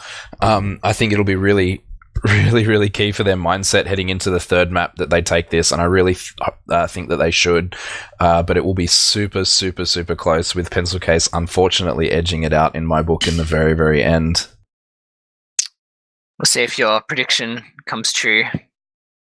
Well, we all hope our predictions come true, Tate. That's true. I wonder if we'll see a edge bug from Riot or you. Is that Since a ban? it's not That's banned. I don't think it's banned, is it? It's not a ban. It's a ban in Europe. No, there's no ban here. I know It's an there's honorary ban. There's It's looked down upon. a few wallbug spots on this map that I know Riot is quite a huge fan of. He did get some good plays in the last final from wallbugs, but I think we'll wait and see. I don't think you get banned for it in ozfortress. But this is our second map here. We are now live heading into map 2 of our grand final, Pencil Case versus Jasmine T. Do you want to take us through this mid, Sean? Yeah, sure. So I'm going to be keeping a close eye on Riot this mid to see what kind of mids he's up for. Deft is actually really early cat. Redcoat playing ground Deft actually hits one nice sticky onto Redcoat, but he does get the pack. As you see, both red soldiers actually jumping right into DC, getting some nice damage onto Pencil Case. Paulson's actually really weak running behind. Deft gets taken down by Cookie, and Hertz gets taken down by Madness there. As you see, Madness collapsing onto Lock right now, gets taken down, and I think both teams are going to resettle with their medics up, even Ubers in that first mid going to Jasmine. Some really good early soldier aggression from Paulson and Hertz. Yeah, Hertz actually dropping super low on top of his crate there, and then a super clutch arrow coming in from Locke, which has prolonged his life long enough to protect protect the people he needed to protect there. I believe Deft did end up going down, but now this is an even Ubers situation, mid to second. They have taken yard really, really handily, and they're Hertz just... is actually up on Spy. I don't know if that's... Yep, no, he has left spawn. He's going for a wonder. So yeah. Yeah, he's just got... Yeah. So again, Jasmine going for this play. He is walking in through Z now. He eats a rocket instantly, actually. That's really, really unfortunate. And then the sort of distraction play to kind of make them think, hey, you didn't just see a spy, comes in, and they sort of exchange quite a lot of damage on point. But they're turning around now. They know what's happening. Yeah, but having said that, I've been in this exact same situation with I think it was a Jasmine T spy, or someone spy, Riot maybe. You know he's there, but if he can get behind... as he is behind right now, he does walk through without eating a rocket that time. And they've seen the shutter opened as well. Oh. Yeah, Soul spamming some arrows there to see what he can do. This is when you sack Paulson, though. Yeah, this is actually a solo Uber trade. Yeah, not a lot happening in this Uber. Hertz still kind of just behind, trying to come in now on the left side. Gets taken down by Madness, so that's the end of that nonsense, I think. As Paulson does get taken down by some stickies from Redcoat, and it looks like Pencil Case are going to try and push this one out to yard. Yeah, we do see Jasmine T falling back here. Elmo actually feeding at the very end there, unfortunately not making it out. But we do see a lot of this aggression flooding in from Pencil Case as this mid is not even being contested, as they're choosing to keep this as an even stalemate into second, Sean. Yeah, I guess just players getting caught out with the back then, and really good aggression by Pencil Case to capitalise on those player advantages. So yeah, I guess we're just going to see this grinded. Like, Locker's grinded himself to a 15% ad. Yeah, I don't think anything's going to happen with that. They're just going to call that even, as this is another sort of stalemate situation that we have here. He's actually looking for something like on Cat. He's coming quite far. He is going to back. Yeah, I mean, we have seen spies to try to break this situation quite a lot. I think half of me is like... Julie's actually jumping onto Lock here. It's one nice rocket. Lock into Surf. He's forced.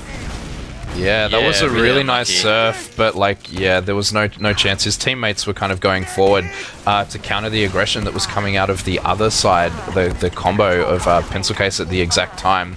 But now they're sort of trying to push it forward, trying to make this a mucky fight, and two players are actually dead at the moment. Redcoat getting dropped here, Madness actually dying too, and they're choosing to back out here. Hertz is actually onto Soul right now. Soul does get forced. Oh my goodness. Gets taken down. Yeah, really good play by Hertz to consolidate that fight. This Uber is actually getting blocked mid. Yeah, committed on mid to block here, and there's a lot of damage on Jasmine T, and they are going to be forced to back out here. They were just a little bit too close when that Uber was forced, and now, they just used the remains of that Uber to break that fight, and they're going to try to force this sort of messy fight here into yard before any Ubers are in play for either team. Yeah, you're getting taken down there, just trying to scope the position of the other team, but Elmo actually goes down in return. Elmo getting caught out quite a bit early on this map, actually. I think it's the second or third time now. See, Riot... Oh, yeah, okay, Riot he going for a lost. sack. Yeah, lost to that fight there. So but we Jasmine do see pushed into mid, yeah. Yeah, they're choosing to back right out here. I mean, I know this isn't super... there's no ad really to speak of, but I would have chosen to fight that, not realizing that Jasmine T actually did have about 15% ad in this situation. Yeah, I think Pencil Case happy to play it safe there and just get the Uber and not lose any more players. So yeah, I guess we'll see whether either team tries for something different to break these stalemates. Yeah, we've seen Yule sacking and we've seen these spy players, so... Yeah, I mean, we do see that spy coming out all the time from Jasmine T. It's kind of expected at this point. I'd hope to see, Elmo sniping or even TJ sniping. They're both very, very capable snipers here. But we do see Paulson trying to actually break the flank with his scout partner here. Riot taking loads and loads of damage, and they have kind of conceded this yard with two players behind in Lunchbox now. That's a very interesting play from Jasmine T here, Sean. Yeah, Paulson and Elmo actually taking down Riot as he goes to try and stop that. But Cookie is coming to fight him in Lunchbox. Gets taken down by Elmo, 1 HP. Elmo lives on 1. I expect to see some sort of chat from Elmo on that. As you do see Jasmine going to use that 2-player ad to try and start moving forward here. Yeah, and while this was all happening, Ubers were traded in yard, and they're being forced back here. Elmo is actually on Redcoat and destroys him, only just gets taken out by Madness, and a really, really clutch shot from him as well onto Paulson, as Yule indeed trades his life here as well. But Deft is going to get mulched by Madness walking forward here. TJ is playing behind his medic in that situation, which is a little bit questionable. And we do see, 3 trades on each side, and we've kind of had a reset with 3 down on each team. Yeah, the spawns are in favour of Jasmine here, but they're a bit far away. As you see Pencil Case trying to take yard. Riot and Cookie actually playing really aggressive with the heals from Soul there, trying to really force Jasmine back. And the health is pretty average on the side of Jasmine, so I think we'll see them back and just accept that they've got mid. Yeah, some really interesting messy fights here, sort of classic Australian TF2, as they're trying to sort of force any little tiny advantage they can get, not necessarily worrying about Ubers at that situation, because neither Uber was up for either team, and they're just sort of trying to fight what they can fight in that situation. Yeah, as we do see both teams trying to get really aggressive with the spam. Paulson getting taken down really low, trying to come out. Elmo gets taken down again. Yeah, I think he was trying to sack in that situation. Yule is actually super aggressive. Locke getting taken down to less than 10 HP in that fight. That was really, really nice. Yule actually paying for his life here. It's interesting to see Yule taking these sacks way, way more often than Riot at this time. I guess Riot is playing on the flank here, and they feel that Yule is in a better position to make stuff happen. Either that or Yule is just getting bored and wants something to happen. I think it's a bit what Paws was talking about pre-game, and that's that Yule is usually already 300 HP and is more likely to get something done. He can be more aggressive with the beam, and then he can be in a better position to make those plays. And we both know, how good Yule is, so I think it's a pretty good play by them. As you see Hertz actually trying to jump in, he's getting mulched by Madness, and Yule there gets taken down pretty comfortably. As you see Riot trying to go for something counter. Yeah, actually Elmo dying there, and that 2-player advantage is causing Jasmine T to walk completely out of mid, and we do see the soldiers trying to jump in, and they now realise that this point is free, and they're just going to take it before Elmo spawns here. Yeah, like I said before, it's becoming a pretty rough game for Elmo. Like, obviously I haven't seen any stats, it's only 1 round, it's only 10 minutes, but yeah, it's quite a few times I think he's losing the 1v1s or the 2v1s on the flank. Yeah, I'm not sure if he just wants to keep forwarding to try to sort of punish players, but he's getting team worked on by I think the much more cohesive flank of Riot and Cookie in this situation. Yeah, definitely. And we've just got an Uber reset here again with Pencil Case now having mid trying to push on to second. Yeah, we'll see what they do in favour. I mean, we might see the Yule bomb. Yeah, as you see Riot actually bombing right onto Locke. Great movement by Locke. Then Riot goes down to TJ. Yeah, that was really good by Locke. We see Hertz moving in for the counter sack as well on this other side. He does actually get completely cleaned up by 2 scouts looking directly at him. Yeah, there's not much that he can do in that situation, I feel like he didn't really have a buff when he started that, because he got down quite low really early then. Yeah, he barely got out of death corner. That was a really unfortunate attempt on the side of Hertz there. We just see Riot actually spawning Sniper and Hertz spawning Spy in this situation. So they're trying to break this stalemate any way they can. Unfortunately, it's the same Spy play. They're going to expect this in this situation. Or is Hertz still in spawn? Okay, I have eaten my words. Hertz is still in spawn. But Riot is up on Sniper. Riot is a very, very good sniper, but we haven't seen him so far this game with the favour of Cookie sniping instead. Yeah, definitely. As he does get a body shot onto Elmo. Elmo getting caught out again. Yeah, I think he ate an arrow from Soul or something there and got completely taken out. But yeah, Hertz is actually not committed on Spy as he does get taken out, and that's 3 frags on the way of this even Uber situation. They really made that sniper work. The Scout is actually in. Scout is super, super aggro on Locke. Locke is in no danger at all, though. TJ just standing still with that full beam, knowing he can hit these shots. But their players are still all down. TJ actually getting mulched with only Yule losing his life as they're forced to back out here. This is actually really, really well played. The Uber is committed onto the Scout from Jasmine T, and we see the counter pop coming in here. Demo actually going very, very low, forcing that flash here. Madness loses his life on point, unfortunately, but we do see Paulson Jasmine actually T doing some massive damage onto Redcoat. They're really trying to force Pencil Case back, and the collapse is coming out. Oh my Redcoat does get goodness, taken out by a great excellent bomb from Deft. stickies. Yeah, that was really, really well played from Jasmine T. They played that Uber exchange super well, and they're fighting Hurts the post actually really on well. Soul into Garage. Oh Soul my gets killed by God. some excellent stickies from Deft. He's following up on his team's damage so well. The soldier is jumping in, seeing what he can do. Excellent surf from Locke as he very, very comfortably moves away from that situation, and Yule loses his life. So this is only two alive at the moment on the side of Pencil Case. Yeah, and I think it was exactly what you called. Like, Deft's ability there to follow up on his team's damage probably won them the fight. The follow-up both on Redcoat and then on Soul, winning them that. As we do see a last hold from Pencil Case with the engineer play. No sniper, no other off-classes up, and the Uber is up on the side of Jasmine, so we'll see where they look to push this. Yeah, this is a full ad push. This is the first full ad push onto last I believe we've seen this game, or this series even, out of Jasmine T. Sean. Yeah, it is, and I hope for their sakes that it goes pretty smoothly and they can get some momentum going as they are looking to come in from the left side here. Uber is popped out, Deft going really early onto Cookie. Sentry gun taken down by TJ there. Two frags right goes down. Played. Point, Yeah, really, really well played. They kind of forced them all back from that Uber, and then they're just in no position to get towards that point. And that's the sort of shift in momentum that we need to see from Jasmine T if they want to take this map, Sean. Yeah, exactly, and I think hopefully we'll see some of that play into this mid. We know last mid, Deft was actually quite a bit faster than Redcoat going cat, so we'll see if the same thing happens. Yeah, Redcoat quicker this time, electing to go ground. Deft takes the first sticky on Kaz. Riot does go fast, getting a nice rocket onto Elmo, taking him down to about 50 HP. Yeah, jumps back onto his cat, sort of delaying any aggression from Jasmine. Hurts the site. Yeah, the collapse from Pencil Case there onto Jasmine was incredible. The early damage from Redcoat and Riot really winning them that mid, as we'd probably called in the pre-game.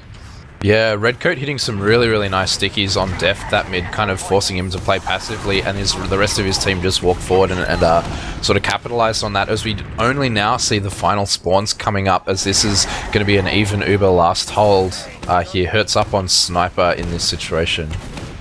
Yeah, so we'll look to see whether Riot actually bombing in gets taking down really early, gets some nice rockets to lock.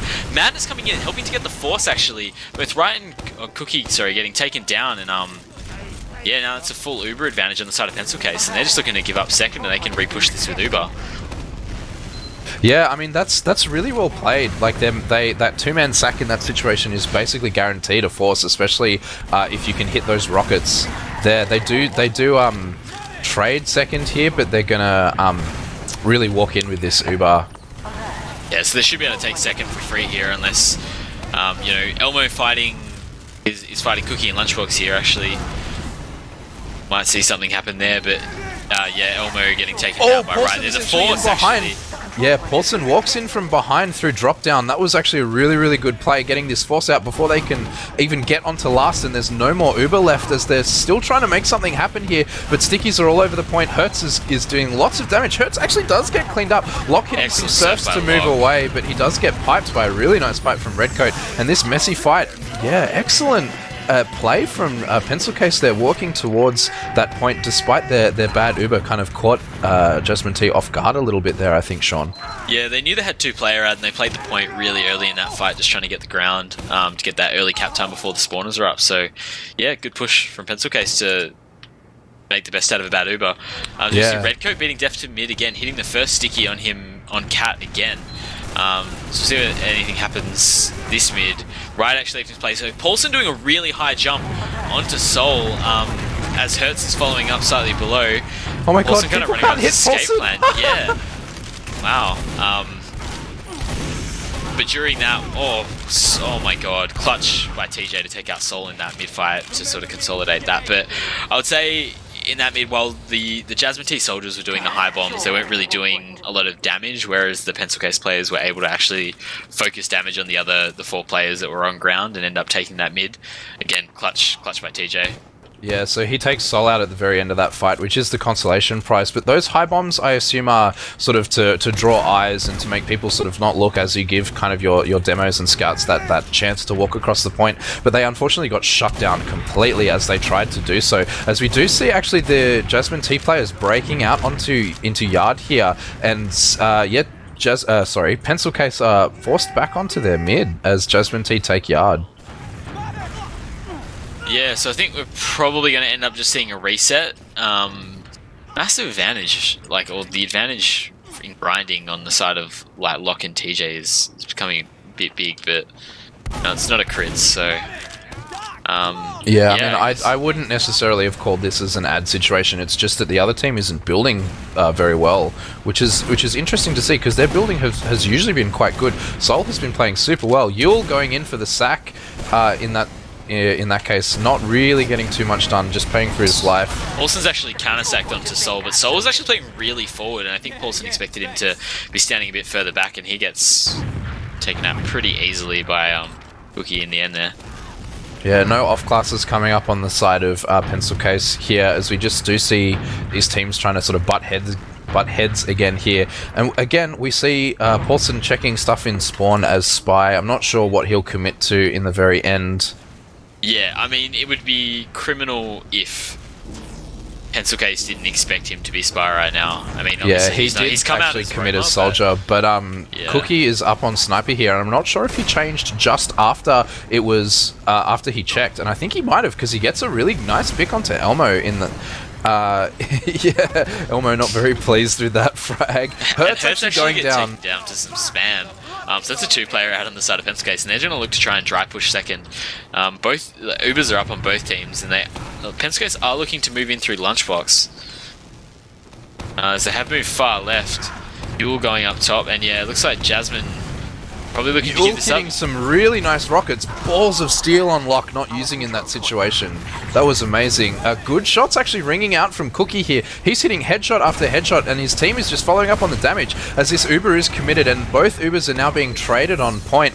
The Sniper is in a little bit of danger, but he's wiggling his way around, not taking any damage. The Scout will actually not forward him in the end. That's really impressive, and the combo is coming in as they're distracted trying to get that Sniper kill. The combo walks in through... Madness actually taking down Locke during that fight, so I think Pencil Case is probably looking to just try and get Soul out. TJ is walking forwards. TJ is really... Oh my goodness, TJ and Elmo actually teaming up there. Both of them were sort of walking through the team, getting the frags that they needed to, taking down Soul in that fight. We do see Cookie respawning as Sniper, I believe, in this. Yeah, right now he's respawning as Sniper, but it does just seem... Oh, nice bomb from Yule. He was in a really good position, but Locke, his team sort of coming through for him and taking that down as they're now pushing in towards mid-Sean. Yeah, and I would imagine that they will end up just taking this pretty comfortably with nothing much to happen as Cookie gets taken out by Hertz in Gary there. TJ and Def trying to take yard Hertz as well. Yeah, Hertz actually takes the demo out through was Redcoat really forward there? Situation. Yeah, Redcoat was in Z, setting up a trap, and Hertz is just in... Yeah, he had no right to be there, but he does frag what he needs to frag. And this is an Uberad push onto last again out of Jasmine T here. Yeah, Hertz is down, but they probably know they don't have time to wait, as they are trying to move in before they have Uber. Yeah, the Uber being forced, Paulson was really low in that fight. The Sentry hasn't been taken down yet. Def's trying to play the point really early, gets taken down by Madness. Sentry gun does go down, but the Uber is over. Looks like Pencil Case is just going to try and collapse on them and force them back, and now they have an Uber of their own. Yeah, that was really unfortunate. That Uber being forced to be played on Paulson due to his extremely low health led to Deft being dropped against that Sentry gun. Which, really lost them that mid, unfortunately. It was just all that early damage as they tried to move just that little bit too quickly, Sean. Yeah, definitely. And we see Pencil Case in yard now, really negating the Hertz bomb. Paulson's actually hiding in drop down now. I wonder if they know. He has dropped out, but Riot was waiting for him, and he gets taken down very low. That's a brain game. Gets some nice rockets onto Redcoat for consolation, but yeah, not a lot happening there. Pencil Case are moving into mid through DC right now. And this hide is being played so well by the spam classes of Pencil Case, but we do see these Ubers traded on point as we see frags coming out on both sides in the flank in particular. Ubers are fading now, but Scouts are much higher health on the side of Pencil Case, and they're just walking through. Def, TJ both going down to this really, really messy fight. Super low health on Yule as he does get taken out in the end, but the frags do end up falling the way of Pencil Case, and Jasmine T are forced to back out into yard, Sean. Yeah, really unfortunate in that fight. It looked like Deft post-Uber was prepared to fight with the position and the ground that he already had. But TJ and Locke backed out, or like backing towards Gary, kind of fighting, kind of not. And Deft kind of ended up getting baited in that fight and getting taken down really quickly. It's pretty unfortunate because it seemed like they probably shouldn't have given up the ground they had. The players were pretty even, the damage was pretty even, so it's unfortunate. Yeah, and we do see a pretty even Uber situation again on towards this second point. Just some spam being exchanged between the two demos, trying to clear traps and whatever they can do. But this is another even Uber situation. Yeah, Yule actually getting taken down by Elmo. I think that was in Lunchbox. Paulson's really low. He gets taken down. Elmo gets taken down.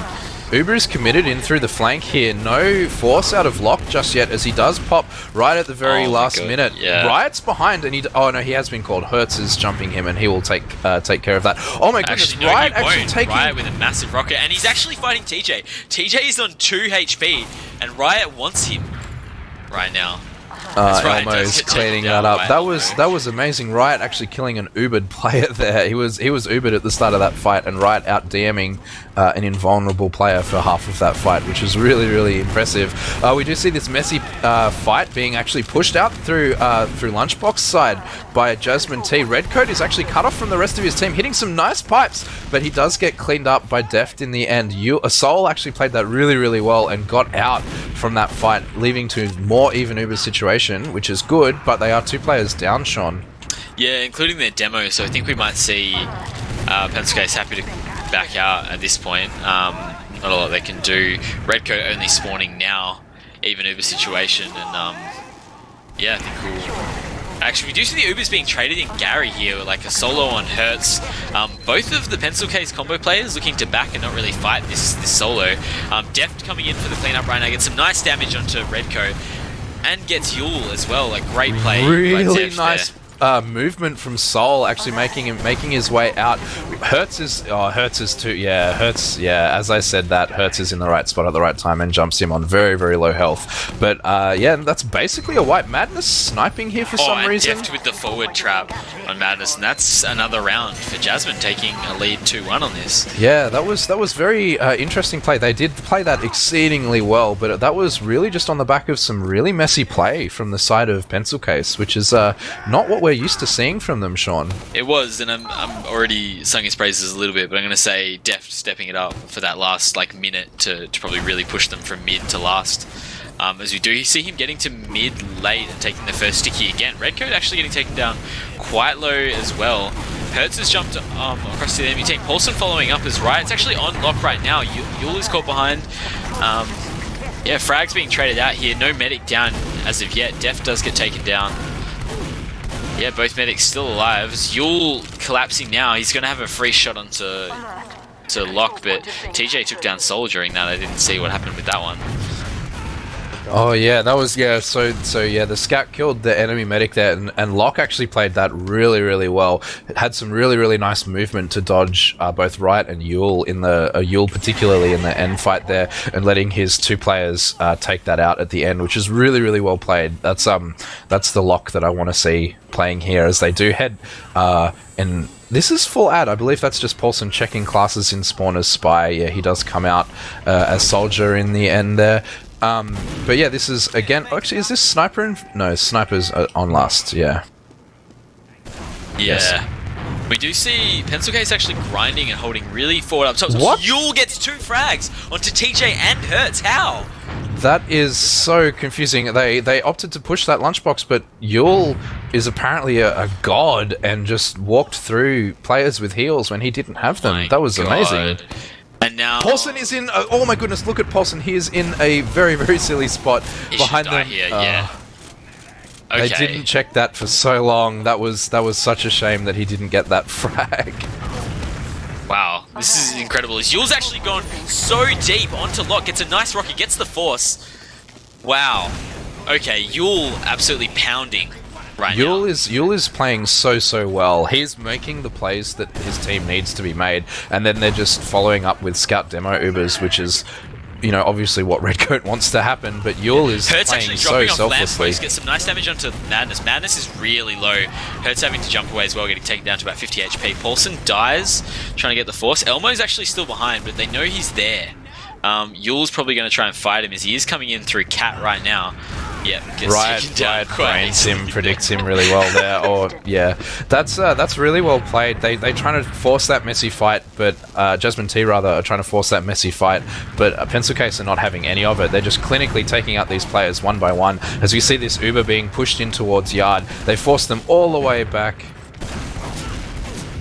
Hertz is actually on mid trying to see what he can make happen, but he looks like he's going to lose this fight to two players. Yeah, he does lose that fight. He's delaying a little bit for his team, and that does indeed make these Ubers even on second here, Sean.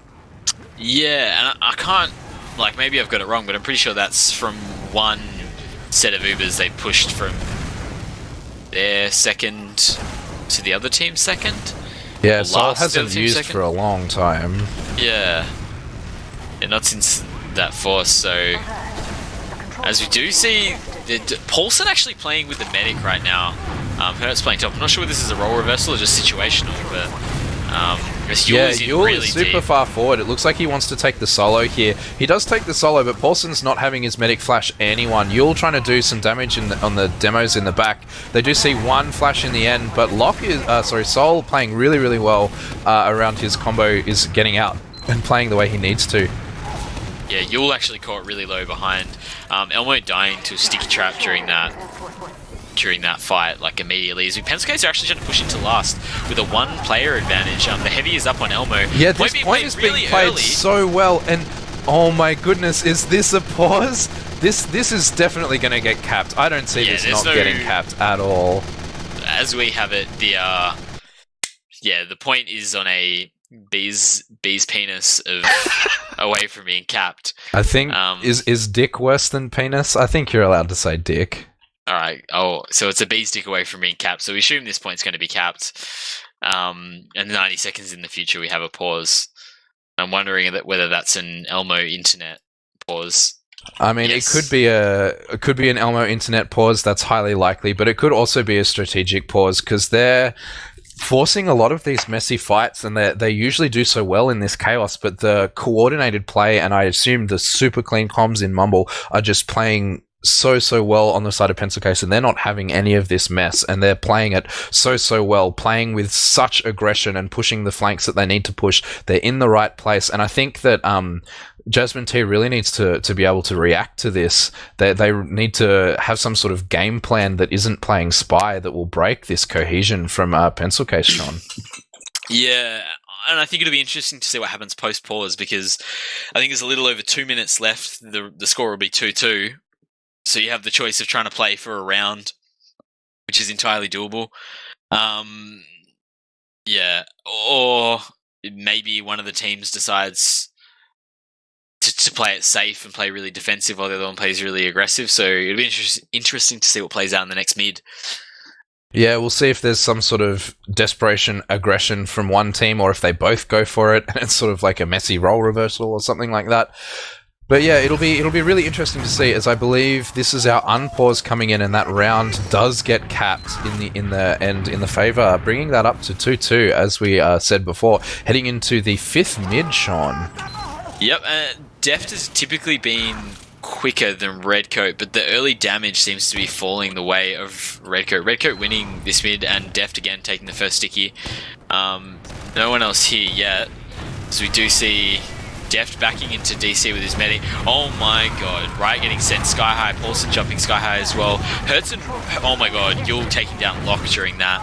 Sol getting taken down by Paulson. Oh my god. Yule pounded that mid. He killed people with rocket jumps. That was phenomenal. Yule just won them that mid. That was excellent play from Yule there. His positioning was just right on point. He followed up on his team's damage so well there, Sean.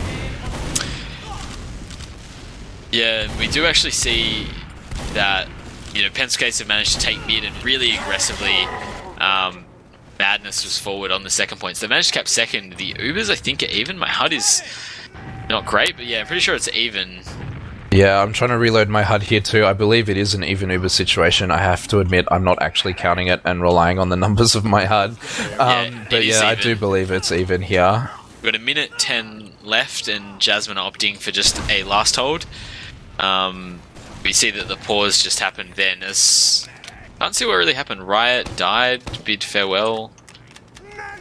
Yeah, I assume it's just some ping issues on the side of maybe Riot in that situation. But that's okay, we do have an even Ubers situation. I believe no suspicious even Ubers building situation during the pause. 5 seconds left. Yeah, so I wonder whether... I have a feeling the Pencil Case now are happy to just sort of wait till the last moment, try one push, and see what happens. They are trying to move top with this Uber. I mean, with 30 seconds left, I see them playing, so we do see this Uber actually being popped in. Both Ubers are traded here, some pyro action coming out, forcing them out. They do lose 2, actually, for that push, and they're still fighting, doing what they can, but it does look like they're going to get completely cleaned up on this last point. Actually, Riot doing some last nice amazing bomb from damage. Riot to kill TJ. Yeah, but they do wipe on that push, but with 3 seconds left or whatever it is, I don't see this going anyway. So we do head into a golden cap situation for our second map here. Yeah, and it leaves the door open for the 3-2 scoreline that I think both Pause and I predicted, but different ways. Yeah, I think I kind of wanted something like that too. I've put mine in the way of Pencil Case. What did you put yours in the way of? I put mine in the way of Pencil Case as well. I think Pause had Jasmine, and I think Tay had Jasmine as well. So that is correct. Awesome. Well, we have a few minutes before we ready up for our second one. Oh, we have 30 seconds. Do you guys have anything that you want to say in the 30 seconds before we ready up for our next one, Tay and Pause? Jasmine are going to win.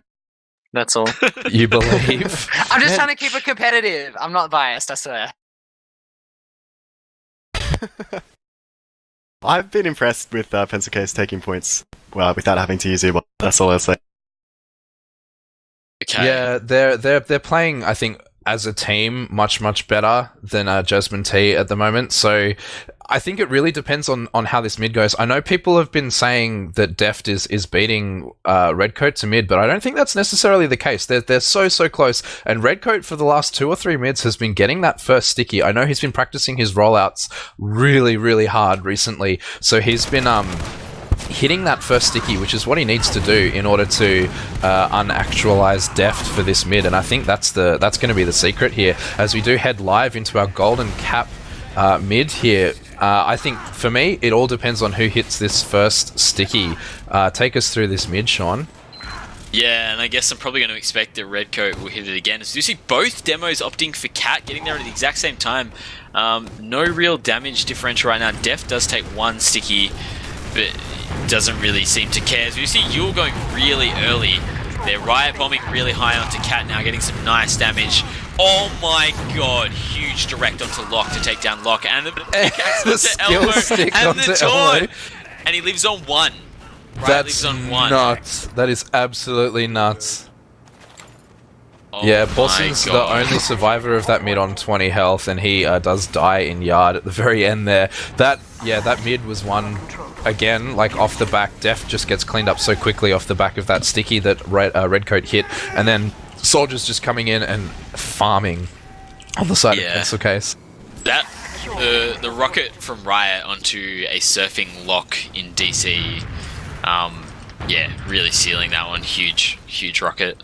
So we are going to see if Jasmine can contest against a full Uber.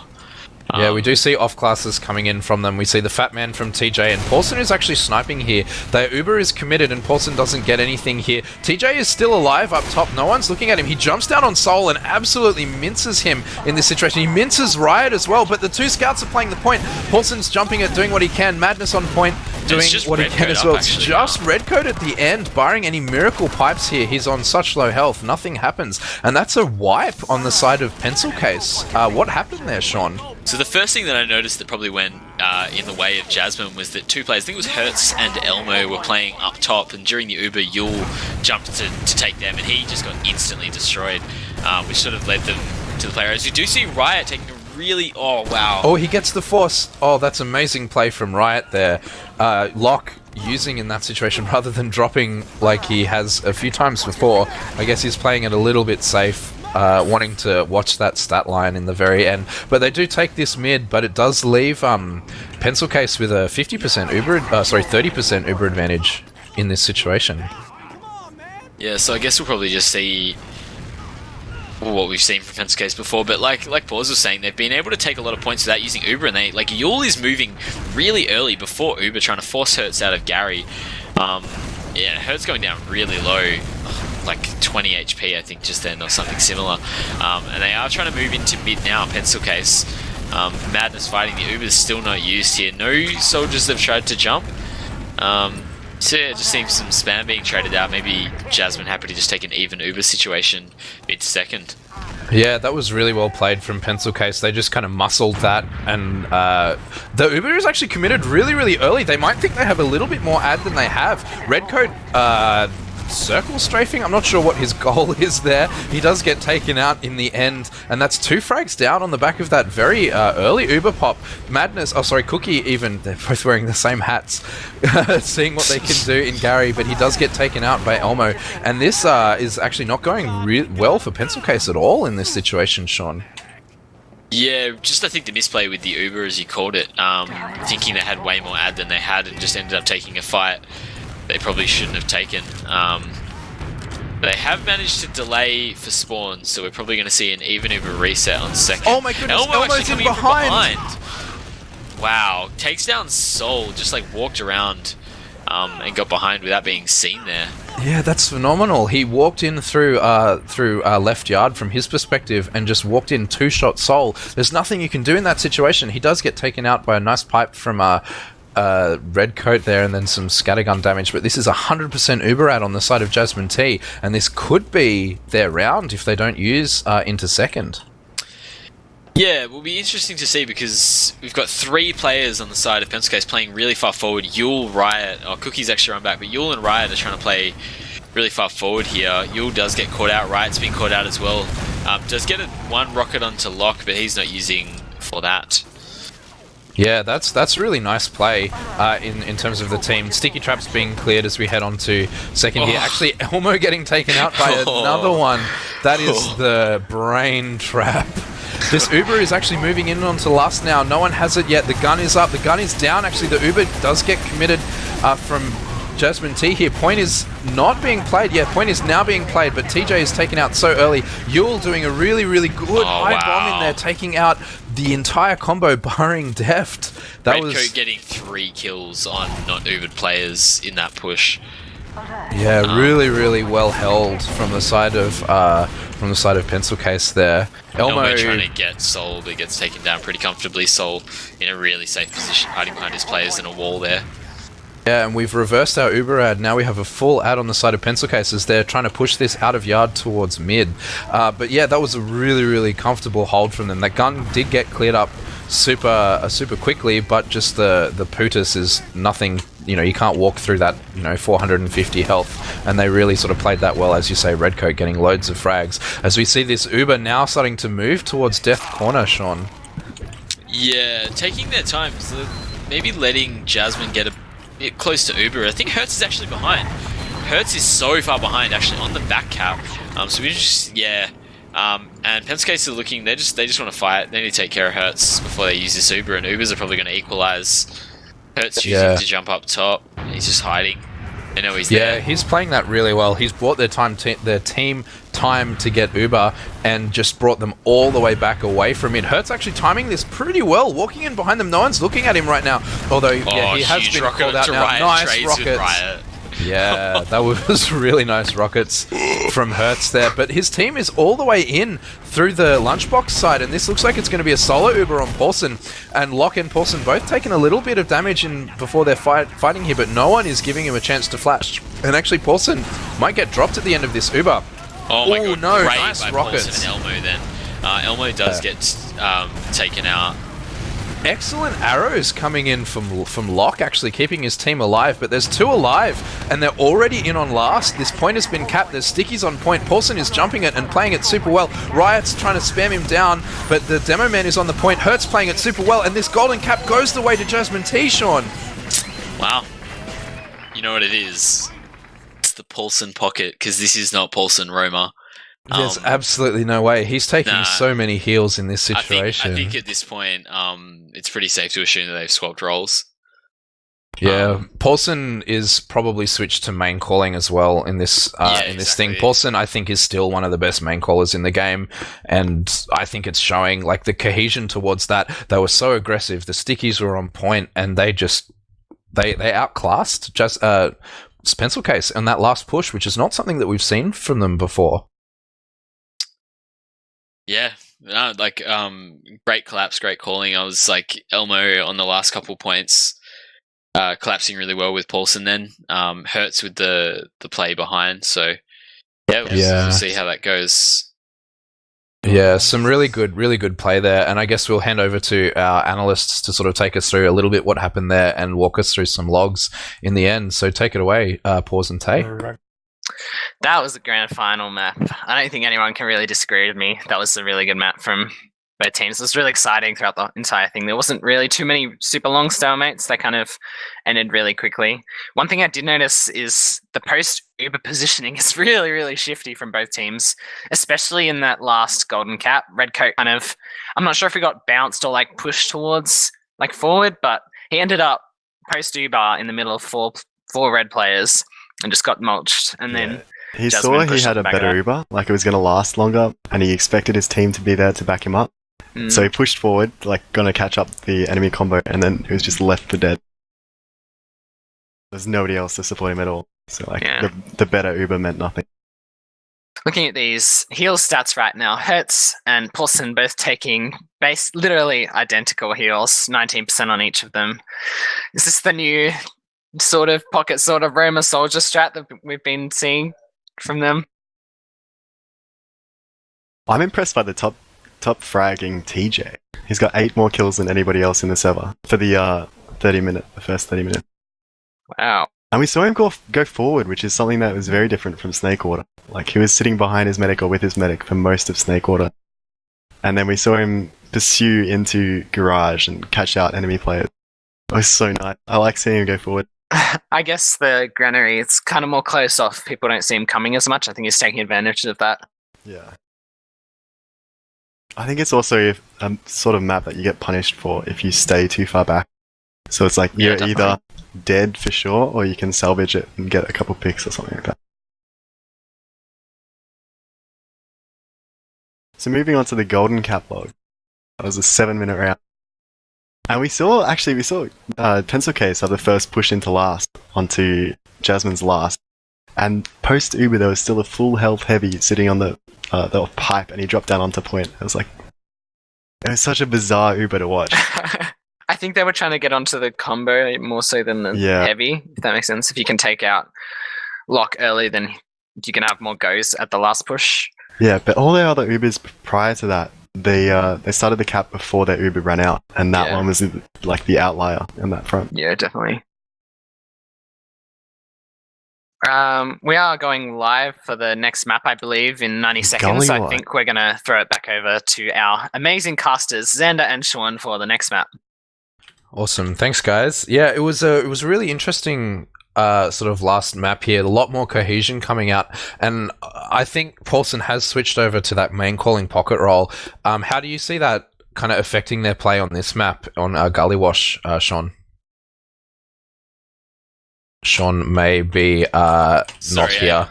Do you think it'll be interesting to see whether Paulson continues with the pocket roll on Gully? Like, it's not. He was definitely playing at that golden cap, but like, I don't know if they'll continue that here. They have obviously been playing with him on Roma, but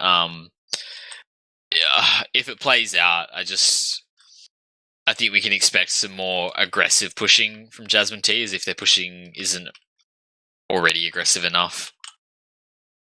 Yeah, I mean, I think as a scoreline for this one, I do see Pencil Case taking this one. I know I've said that for the last few, but I do see Pencil Case taking this one. But I think it's going to be another close one. I think it's going to be a 3-2 or maybe 4-2 their way in this, as we do head live into the first mid of our third map of the ozfortress Season 22 Prem Grand Finals. Take us away, Sean. Yeah, Riot going really fast onto the depth then, gets him with a 2 rocket. Does get taken out by Paulson, but Elmo also getting taken out by Yule there, and I think this should be a mid on the side of Pencil Case, with the early frags going the side of them with that the riot bomb that we'd called in the pre-game Yeah, analysis. I just want to say that I called that in pre-game analysis, and it happened very first mid, so I'm very pleased with myself in this. But we do see the aggression coming in from Pencil Case right away. They're not giving them any space. They're already in lobby. 2 players forward for them, not giving them any space. Yeah, as we see, Sniper's up on the side of Elmo and Riot now, so it's just a stalemate on last. Pretty hard point, I think, to break the stalemate on, so as Riot gets a scoped body shot onto Elmo there, takes him down. Yeah, we could see him moving forward a little bit for a more aggressive peek, or to see some sort of sack coming in there, but they're choosing to just kind of leave this one, which is a bit weird. Yeah, probably start of the map, just trying to play it a bit safe. See if they can get a shot before they go for anything, but yeah. Yeah, I guess they're giving their team, their enemy team, quite a lot of respect, which is nice to see. But it does sort of slow down this game a little bit. We do see some peeking from main, from Riot on Sniper there, but we do see Elmo up with the squat shot Pyro, not having to aim nearly as well to deal just as much annoyance as a Sniper can. Yeah, not a whole lot happening other than that though at the moment. Hertz is on Spy. I think he might just be checking classes in spawn. He does switch off to a Soldier again. They know that there's sort of nothing else other than this Sniper at the moment. Hertz actually dying to a nice body shot from Riot.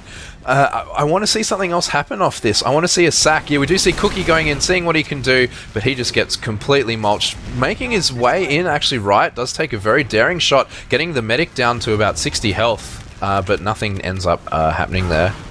Oh, actually, I say that. Oh no, never mind. My HUD lied to me. I lied. Continue. Yeah, Cookie has come back up on Scout.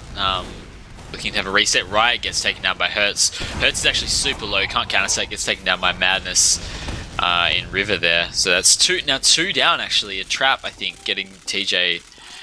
So this should trigger a push from Pencil Case or a trade or something, as they are trying to move in from River. Yeah, Yule is below, trying to get into water. This jump, but he gets separated from Soul, gets dropped. Lock drops again! Oh my goodness, Lock drops to Yule. That was really, really well played. There was a Pyro and a Soldier in between him and Yule, and he still gets killed. That's like unforgivable on the side of his team. I don't blame him for that at all. But we do see that point being played from that full Uber ad that they received in that situation.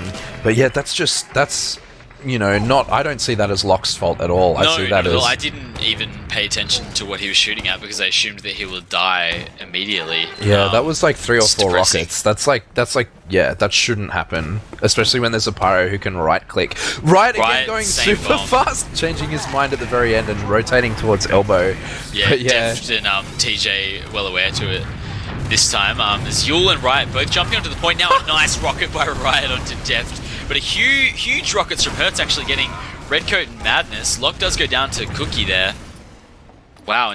Ooh, Yule hitting some really nice rockets there, but we do see Hertz chasing the medic. Actually does get Soul right at the end. That's a really late death, and he has twice as long of a spawn as the rest of his team. That's really, really good on the side of Jasmine T. Really well chased by Hertz there, as this is going to become an Uber ad push for Jasmine T. Yeah, really solid play. Hertz there probably winning that one because Soul was so far out. He left mid really early. So yeah, great play. And we'll see whether they look to use this ad. Riot is up on Spy as he left spawn. No, he's back on to Pyro. Yeah, I don't... Like, they probably will not use this ad and we'll see a reset. We'll see how Jasmine go about trying to push last off a stalemate. Yeah, we see Riot, I believe, just checking classes in spawn. He changes to Pyro in the end there. They know they don't have any off classes at the moment, and they're just sort of trying to grind this final little bit of Uber up before we settle into our comfortable stalemate. Yeah, so I assume we'll probably either see like a Paulson sack as yet. Actually, no, we're seeing a trade from main on Paulson. The Pyro still living, the Sentry Gun only going down now. TJ gets taken down by Redcoat in that, and actually, yeah, 2 frags going to Yule in Paulson and Elmo. The Uber does get forced by Soul. Nice work by Hertz to consolidate that. Yeah, that was kind of, they sacked sort of 3 people on top of that medic, and Hertz was just the one who did it last, so I think he got that force, because Paulson jumped in again, sorry, not Paulson, Deft jumped in again, and they kind of really kind of stacked that against the medic, and it kind of pays off for them, as this is an even Uber situation again from their mid onto second. Yeah, maybe, like, I'm not sure, but maybe a misplay by Jasmine thinking they had even Uber, pushing onto that, or maybe, like, I'm not sure why they would have done that. They did have about 10 ad, and I don't know if that was just some sort of optimistic calling by Locke. As we do have Hertz comes in. Oh my goodness, Hertz! Oh, wow, he gets soul in that. How? That's nuts. Yeah, that's illegal. I think that's illegal gameplay. But Locke playing it super safe behind 3 members of his team with this Uber. They're gonna try to force it if they can. Deft actually dying in that. He went the opposite way to his combo. I'm not sure if he fell off mid there. The Uber is actually forced out by Jasmine, and they're trying to chase these frags. They do get red coat, but Madness looks like he's probably going to get out. Riot is actually still on mid, hitting some really nice rockets in their elbow, but Hertz should clean him up here. Yeah, Hertz cleans him up in the end.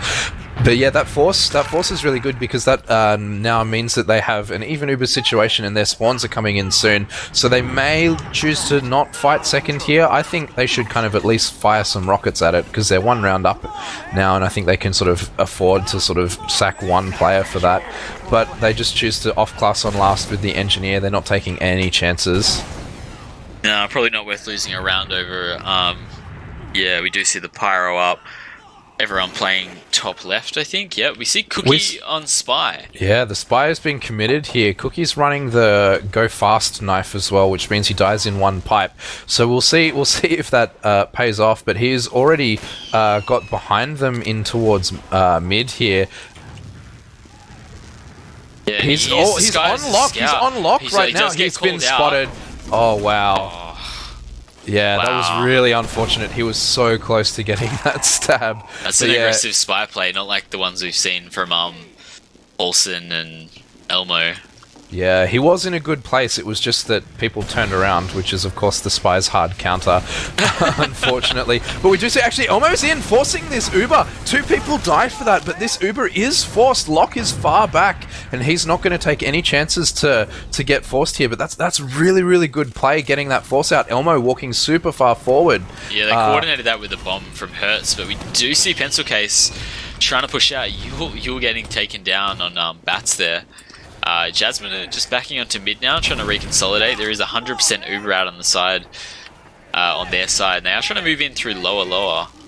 Yeah, they opt to just not walk near any possible sticky traps and just take this lower, which is really really sensible, as this Uber is committed, but the Pyro is doing so much work. The Pyro is not dying. They're using this entire Uber. The gun goes down at the very end, but that Pyro lived through the entire Uber, which is unacceptable. Riot playing so well. Hertz playing the point in the end, giving Deft some time to walk in, and he does take out the medic, but it is just Locke alive at the very end, leaving onto mid now. Yeah, I'm not too sure what happened. I guess you could probably put it down to just the Pyro living for so long in that fight. By the time, like, I think Riot was even, like, the Uber lasted and Riot was still up on Pyro.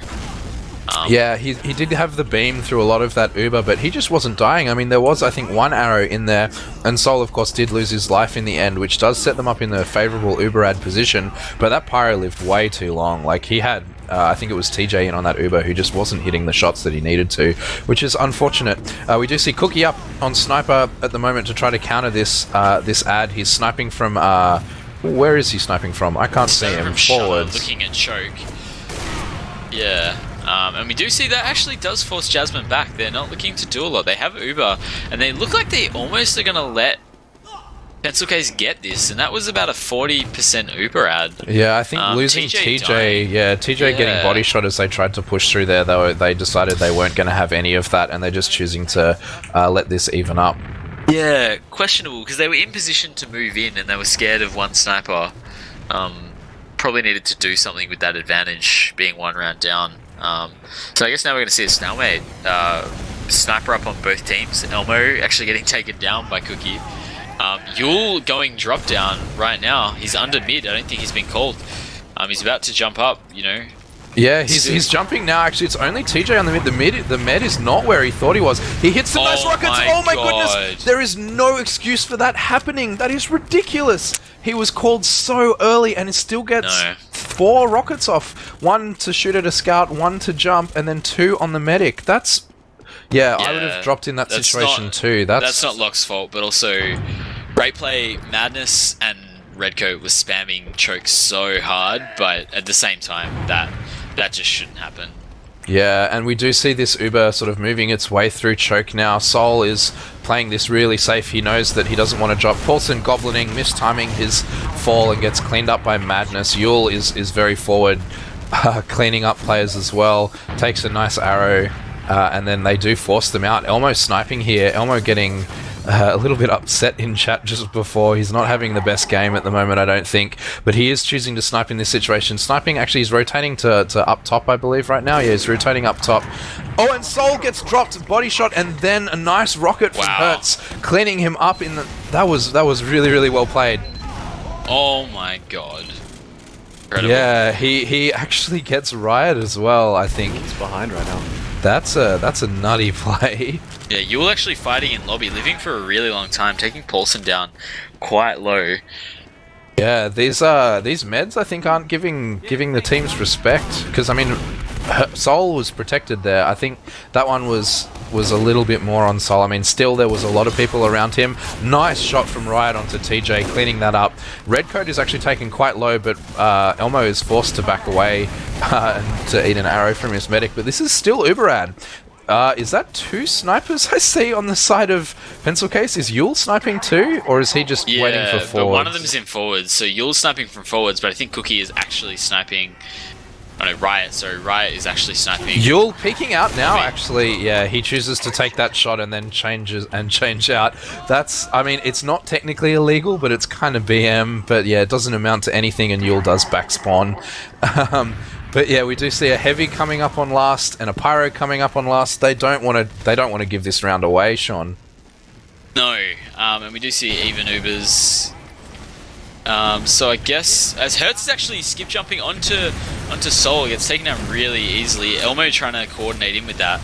That was the same force they had last time, but they mistimed on that one. Yeah, I think that was because it worked so well for them before, and like Locke is pretty far back in Big Door. Like he was ready for that, but yeah, it was just a little bit of a timing issue on that one. I don't know if that was Hertz just going a little bit too fast with his skip or what. But another skip coming in from Yule. That. Ooh, Locke not using the stickies all around and the scouts not shooting them. That was nearly really well played. Paulson is actually super far forward, dueling Madness in River and does lose. Hertz, rather. They're both wearing the silly hat. But yeah, Hertz does lose his life to the flank there, and we do see Cookie checking classes in spawn, seeing what's coming up, but we haven't seen Hertz spawn yet, so we don't know what off-class shenanigans may happen here. Yeah, and he is up on Spy, but Cookie is still sitting in spawn. Will be aware of it, I think. He might just be checking classes too. Yeah, exactly. Cookie will know that Hertz is Spy, and Cookie has come out on Sniper. They're going to know. They have a Pyro. Yeah, and so we'll see what Hertz does. Yeah, he's committing in. He's actually got a lot of ground. He's decloaking here, but the Pyro spy checking is too much. He decloaks and dies to that gun, but the jump in from Paulson that was trying to coordinate with that, he just gets mulched by that gun, which is in an interesting spot. You don't usually see that spot being played, but it's protecting the med super well, which is what they need at this time. Yeah, it's in a pretty spammable spot, but I guess when you're looking for spy plays, you're not looking to spam guns. As Pencil Case are like able to Elmo's walk out. Elmo's actually taken a whole lot of ground. Oh, he gets mulched in the end, but the Paulson's Uber is forced by Paulson as he jumps in, and we do see the full Uber on Jasmine T just choosing to hold really far back and passive, and they're going to just try to leapfrog these points. Yeah, 2-player out on the side of Pencil Case. Deft and TJ kind of sitting in a little, nearly too long there, but managed to get out. We're going to see a reset here. The Uber advantage on the side of Jasmine. We'll look to see where they use this. Paulson looks like he's probably playing pocket again. playing with the medic. Yeah, I'm not super sure what's happening in this situation, but Hertz is on the flank, so I assume that is what's going to happen. But we do see two people pushing the flank in Riot and Susurrus, and Cookie and Riot team up to kill all of the flank players from Jasmine T, forcing this little back cup here. They're both playing behind, and the jump is coming in onto Lock. The force comes out. Yule playing his role really, really well. Soul gets taken down by Paulson in that on 96%. Oh, wow. Redcoat dying to TJ as well. That looks like really, really phenomenal play from Pencil Case as that was happening. I was on the Pencil Case cam as their flank got annihilated, but then that just sort of came out from them. And then, as I say, the flank gets annihilated again. Cookie takes down Elmo living on 2 HP. So he took that fight with 2 HP. Yeah, that flank is just getting annihilated right now. TJ getting caught out again. And we do see... Oh my god. Goodness. Cookie is pounding right now as he takes down Paulson. Elmo is under the point is heavy.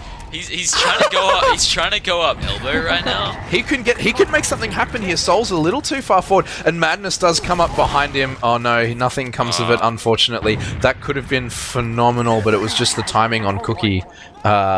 Cookie there. God, man, Cookie is wearing the Madness hat, and I keep calling him Madness. Quite confusing, I'll agree. As Uber is up now on Jasmine, so they could look to defend second, but we are on 95% of the side of Pencil Case. Yeah, it looks like Jasmine have decided they're just going to hold last. Yeah, it does seem to be another reset with no off classes here. It'll be interesting to see what happens here. No, maybe another 2-man sack to sort of see what they can get happening. Yeah, no, everyone just kind of posturing Madness and Riot in our river right now. Riot has Hertz is sniping.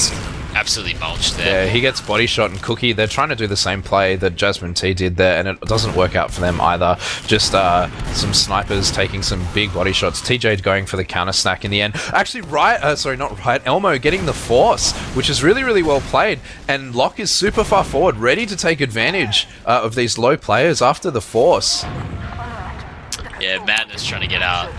Batsa gets taken down as well, and it's going to be second and Uber advantage moving into mid for Jasmine. Riot trying to get some spam in choke and maybe get a force on Soul. Sorry, the other way around on Lock. Yeah, but this is the sort of signs of life that we want to see from Jasmine T right now. With 12 minutes left, they're trying to bust this choke without Ubering, but this sniper is, not letting Locke through. Locke is sort of being forced back, and Paulson does die for that. TJ being taken down super low at the very end there, and Deft is trapped as well. TJ gets taken out in the end. Locke is not committing this Uber. They've lost 4 players and not used their huge ad. Gone disastrously for Jasmine T. I'm being forced to eat my words here, Sean. Yeah, probably had to make a decision really quickly there what to do with the sniper. They could have just chosen to take a really bad Uber and just Uber to save players, maybe get the sniper and try and get a force on Soul, or they just had to get out if that's what they wanted to do, and they seem to be stuck halfway between. Yeah, it was a little bit awkward coming out there, and Cookie is still sniping, trying to get some shots from main, forced to sort of back off and rotate in the end there. But yeah, that was really poorly played from Jasmine T, unfortunately. We see him peeking River a little bit now, and the flank from Pencil Case are trying to see what they can do. Hertz actually gets bodied, but doesn't die, unfortunately, for Pencil Case there. But we do see, again, just more stalemates, some spam being exchanged. Yeah, so I guess I wonder whether Riot and Cookie are going to go for the same play that we've been seeing. Actually, Cookie does get taken down by Hertz and Elmo on the flank there. And they are trying to get something on the flank, moving aggressively into River. Hertz jumping really far forward, does get Riot. That's 2 player ad now on the side of Pencil Case, but actually Hertz gets taken out. Paulson is in a really good spot. Paulson takes out Madness, actually. That was a really good jump. Yule is taken down super low, and Elmo in behind gets the force onto Soul. So low health. Oh my god. This is going to be a really, really good play. Locke actually does get his Uber forced out pretty much for free from Yule there, as Yule is the only person who loses his life. And this is suddenly not looking as good as the soldier is jumping in even. Yeah. The collapse is coming in. Locke getting fragged. There, TJ is doing what he can. He does take out the demo, but Paulson is going to get cleaned up by Madness here as his health isn't going to let him cap the point even. That's a shame. Hertz jumping in, doing what he can. Soul is getting taken quite low. They do cap the point. That's what they needed. Soul is super low. Nice shots from Madness, but Elmo does hit the shots he needs to and cleans up that frag. What was that fight, Sean? That was super messy. Oh, absolute chaos. And I'll say, actually, Yule is all the way behind in water. As I say that now, he's sitting in river now. But yeah, really good play in the initial fight. Riot doing a really high bomb as Madness and Redcoat came forward and focused Soul and Locke and took him down really quickly. As you see now, so Jasmine trying to retake mid here. They do have 30%, 40% Uberad, even players. Oh my god, Yule is a king. I don't know if you saw what was happening there. Oh, he does get taken out in the end, but he was cheesing that for so long. That was phenomenal play from Yule as he just buys so much time as they only just end up capping mid here. But this is an Uberad push coming into second. They do look like they'll be able to even it out as they get sort of towards last. But yeah, they do take second for free here, Sean. Yeah, probably credit to Yule, as you said, slowing down the movement of the flank. Then, interesting to see if because I've seen Jasmine make a couple mistakes with their Uberad pushes, thinking that they have it, but they should have heard Soul call then. So hopefully, I imagine both they soldiers realize are bombing in. Yeah, they do get nothing. Hertz gets taken out. Madness gets taken out by a pipe. Yeah, that was a really nice pipe from Deft coming in there, just hitting the right player. But yeah, that's just sort of a player sack here. I guess we'll see who comes up on what off class to try to break this stalemate. Yeah, Hertz actually just coming back up on the soldier. I'm certain that Pencil Case will maybe expect a spy. Yeah, I mean, they've played a spy in basically every situation that's been similar to this, and choosing not to might be the actual brain play here. Yeah, so just, I guess, like, Jasmine have to come up with something to get around. They're one round down and they need this to stay in, so, I mean, we've seen them just do the double sacks onto the medic, but the sentry in a really forward position to kind of deny any of that. So I'm not really sure what they're intending to do. Yeah, they're just actually opting to take a solo. Yeah, they take a solo in here. Paulson's getting denied really hard by the Pyro at Riot, but they're turning around. This point is being played. The Uber is forced onto stop the cap. Oh my god, Riot Pyro absolutely destroyed Paulson then near the spawn door. He's been playing really effectively on that class here, as he's choosing to sort of stay under the point and kind of guard it here, and he does get a frag on Elmo. That's a brain play. I can't imagine Elmo is pleased with that. Madness is out trying to sort of body the players back, and we do see some commitment here. Hertz jumping forward to try to take the eyes of Pencil Case around, and it's working as they do choose to just back out here and decide to hold last and not push out onto second here, Sean. Yeah, and actually, as we say that, Hertz gets taken down in river by Madness, I think. I'm not sure if that was river or not river. Now Riot getting really forward with the Pyro, as actually Deft gets... Oh, nice arrow. Was that pack? I'm not sure, but... That's yeah, some jostling here for lobby. Yeah, as you say that, that's two frags down on the side of Pencil Case. Yule and Madness both paying for their life as this lobby hold crumbles here. This is even Ubers, but two-player ad. But Riot is just too strong. The Uber comes in, and Riot is farming on the right click cannon. Wow, absolutely denied Paulson, and there was no scout to come in on that. That's hilarious. They get three down in that pick, all on the back of that Riot Pyro, just doing so much damn work. Actually, Madness is in. Cookie Oh my god! Gets Lock. Cookie clutch. There were two players there, Hertz and TJ, to shoot Cookie, and he manages to kill Lock. Yeah, I mean, I keep calling him Madness because he's wearing the Madness hat, but yeah, it is indeed Cookie that gets that frag.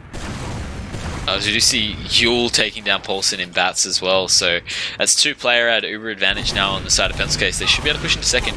Although Elmo does come in and get Cookie, you should get taken down here in okay, but then TJ actually gets Madness fight here. Yeah, so that's bit scrappy. Very scrappy play. God, There's TJ three, actually three takes down on right. each side there. Oh, actually, there's a spawner up on Jasmine T on the side of Paulson here. But yeah, some really, really messy play here. There's only 5 minutes left. I think they're just trying to sort of body what they can. And the Uber actually does get forced on the side of Soul to try to protect that point. Is that what that was? Was that just yeah, to there was a protect point okay. play, and he jumped down on point to save it. But yeah, it's kind of questionable in that situation. Well, we didn't need to do that with like 3 or 4 players on last, but if they cap second here, it'll all be okay. But we do see Elmo up on Spy with a 50% Uber advantage on the side of Jasmine. Yeah, I think they just didn't expect to get that force out because it was a bit of a weird pop from in my point of view. I think Soul just said, all right, I'm going to save the point. This is a free Uber. But they sort of Oh my god, miscalculated. Elmo just got owned by Cookie. There's no way. There is no way. Oh my god. That's hilarious. As we see, yeah. Hurt's dying to a trap as well as they're forced to back out of lower, and they're forced out of big door here, and the combo is rotating with their... it's actually evened out now, but they're rotating through choke, but the combo of Jasmine T are opting to trade this Uber in big door, in the enemy team's big door. Riot paying for his life and getting that force, but there's lots of low health on the side of blue team, and these points do cap at the same rate, so they're forced to come back and fight this the way Jasmine T wants to. Uber, actually. So we could see a collapse coming on big door here, as we do see both. Yeah, but the Uber's popped down on both scouts for Pencil Case, and Redcoat's bombed in as well. They take down Lockdeft and TJ with that Uber. Yeah, that's a really excellent play, but that back cap on Hertz, I believe that was, oh and my Elmo, god. that's really well played, but Hertz does die in the back of River there, but that's the hero play. That back cap was the play to make. That's the only thing that would have salvaged them that point, and they are forced back, and now it's giving them time to set up for this mid hold.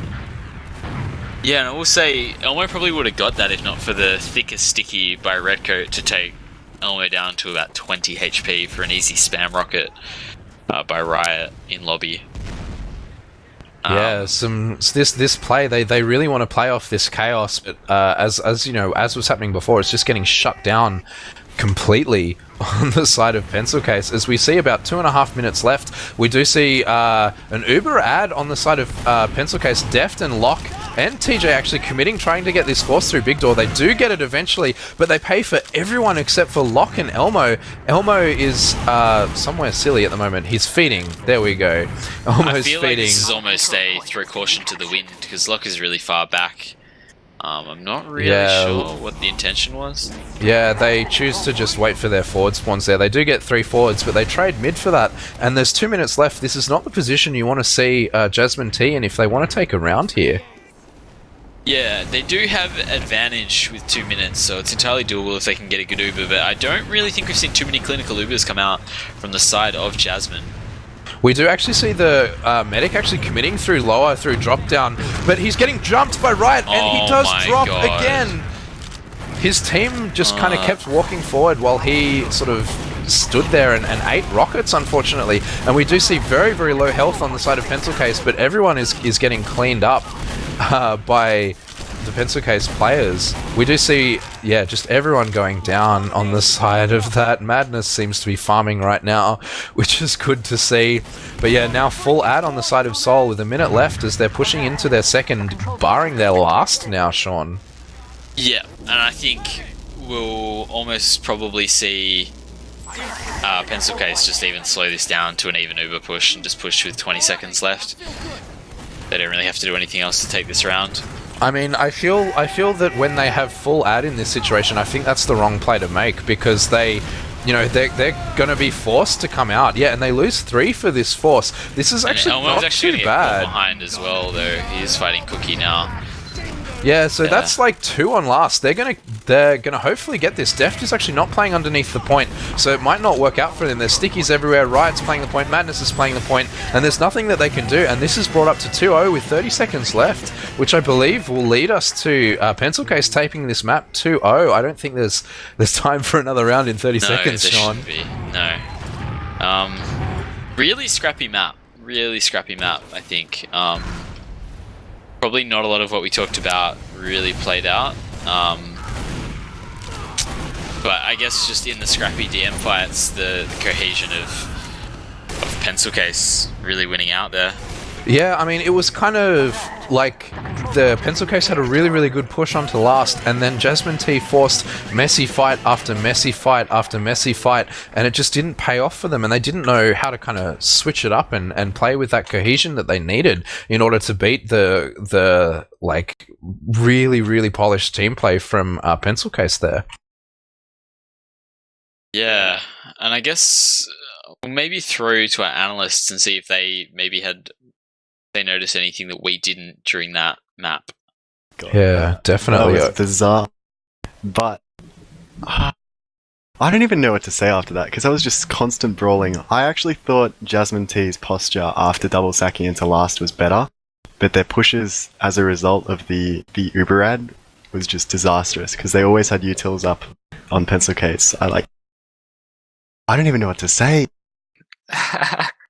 You need to review that demo. When it's a brawl like that, you can't just see it once and call it for what it is. I did see a couple of things. A couple of times, Jasmine would Uber into Pencil Case's last on even Ubers with a Pyro and a Sentry, and then they wouldn't get Soul to force because the Pyro's just blasting them away, and then they're running away with Pencil Case having full ad. I think that's just really poor. I think they need to spot it out and see what's happening. A couple of times as well, they were letting their advantage just go to waste. I don't know if that's a counting issue. Or what's happening there, but it's just that score could have easily been 3-1 to Jasmine with all their last pushes. Yep, absolutely. I think that was also from the pressure of the Cookie Sniper.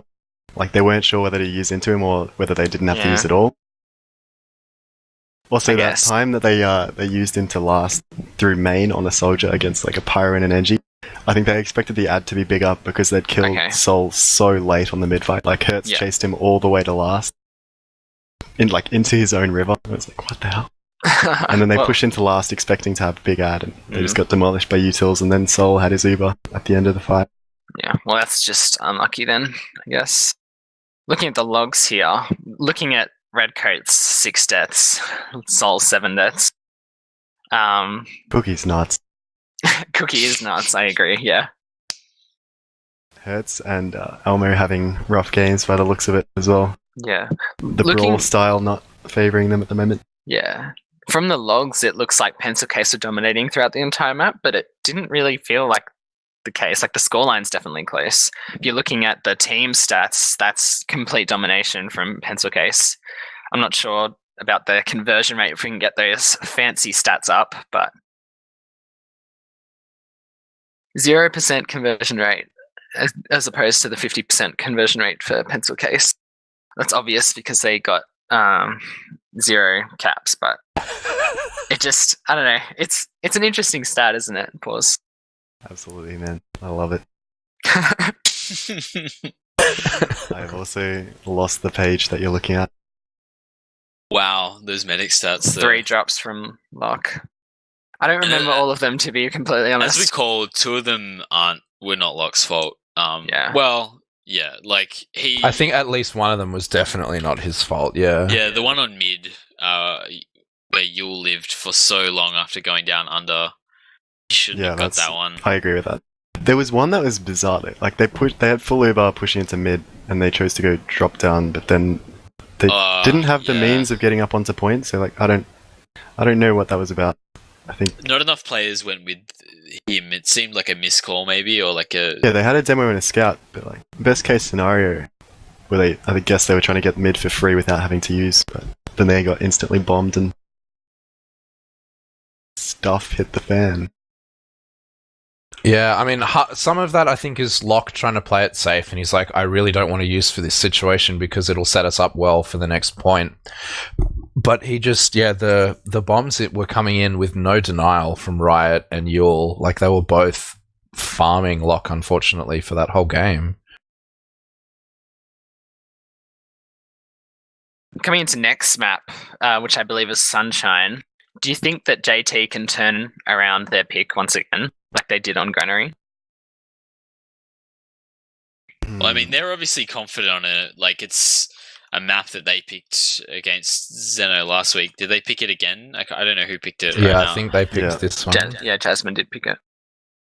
So I mean, they're obviously confident on it for whatever reason. So It would take something to change the pacing of the game from the get-go, I reckon. Like, we need to see a Hertz fast bomb to take out Redcoat first mid. Something like that to, like, turn the tide in their favour. I think Or like definitely. a double soldier bomber, like aggro across point to wipe. Yeah, I definitely think that the early rounds are such a big thing against Pencil Case. Like, if Jasmine can get those early rounds on the board, then it's going to be a lot harder for the likes of Redcoat and Riot to come back into the game rather than like sit on their lead for the whole map. Especially for the emotional team that they are. Exactly, yeah. I'm hoping to see more of the spy double sack on this map, because I think they do it on Snake and Sunshine and it works the best. I feel like I'm Pencil not sure Case about have the other kind of got the hang of it though. Yeah, Cookie's checking for off classes Yeah. pretty well, actually. Like But the you know- last couple of times on Gullywash, they've just called them out completely and then played off the 2-player ad that it's given them. Hopefully they pushing into last on Sunshine. They should know utils coming into it. Sunshine they is a can deal lot with it. easier to push into than Gullywash, in my Yeah, opinion, a because lot there's more open. yeah, and the height is really easy to be, especially for pockets and rumors. There's Yeah, that we'll get to bridge see- on the back. Yeah, we'll get to I- see if I that think plays you into know Jasmine T's hands, pushing Yeah. in. I think it will.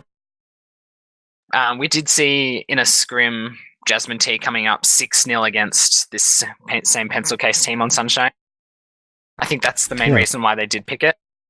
Come on, JT, bring it home. Give us a product final So for the side up. the score's currently 2-1, right, to Pencil Case? Yeah. Yes, so if Excellent. Pencil Case win this one, they win the grand Yeah. final. But if Jasmine T can hold it together, then we are forced to go to our product decider Mm. at the very end. Honestly. I'm keen for a decider. You guys If you're keen on, for a if you're decider? on Pencil Case, you throw this game and then win on product. Yep. That is the play. That's the real You grand get final more victory. map points for playing more maps. I think it's I buy pencil.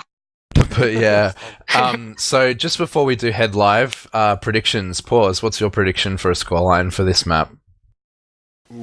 4-2. The Oh, two, two. two. sorry. 4 to Jasmine, 2 to Pencil Case. All right, Sean. What's your prediction? 5-2 to Jasmine. Oh, very strong Jasmine picks. Tay, what's your map?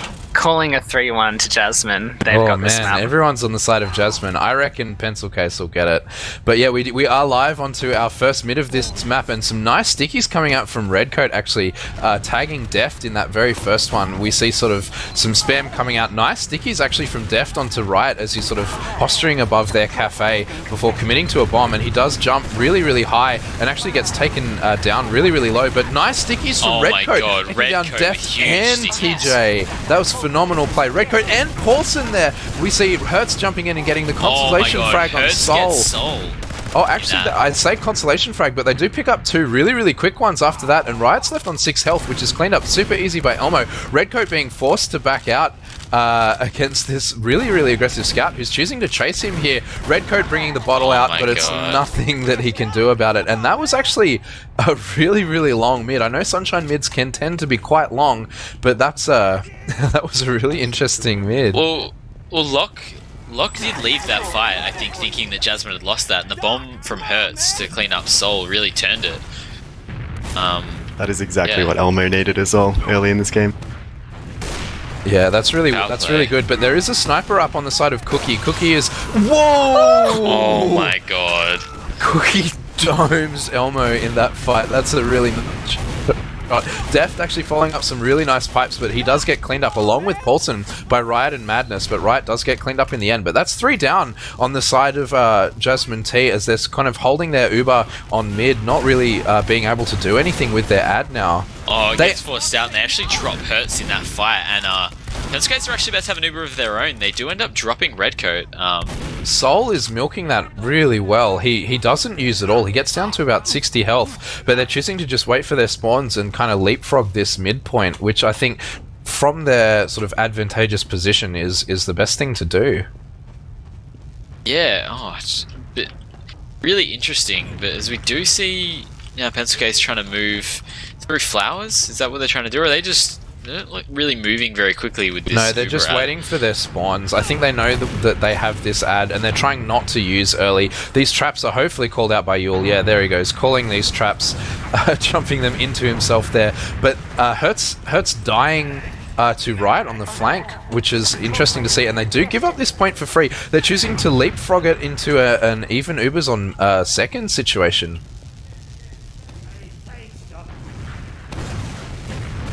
Yule actually coming in here.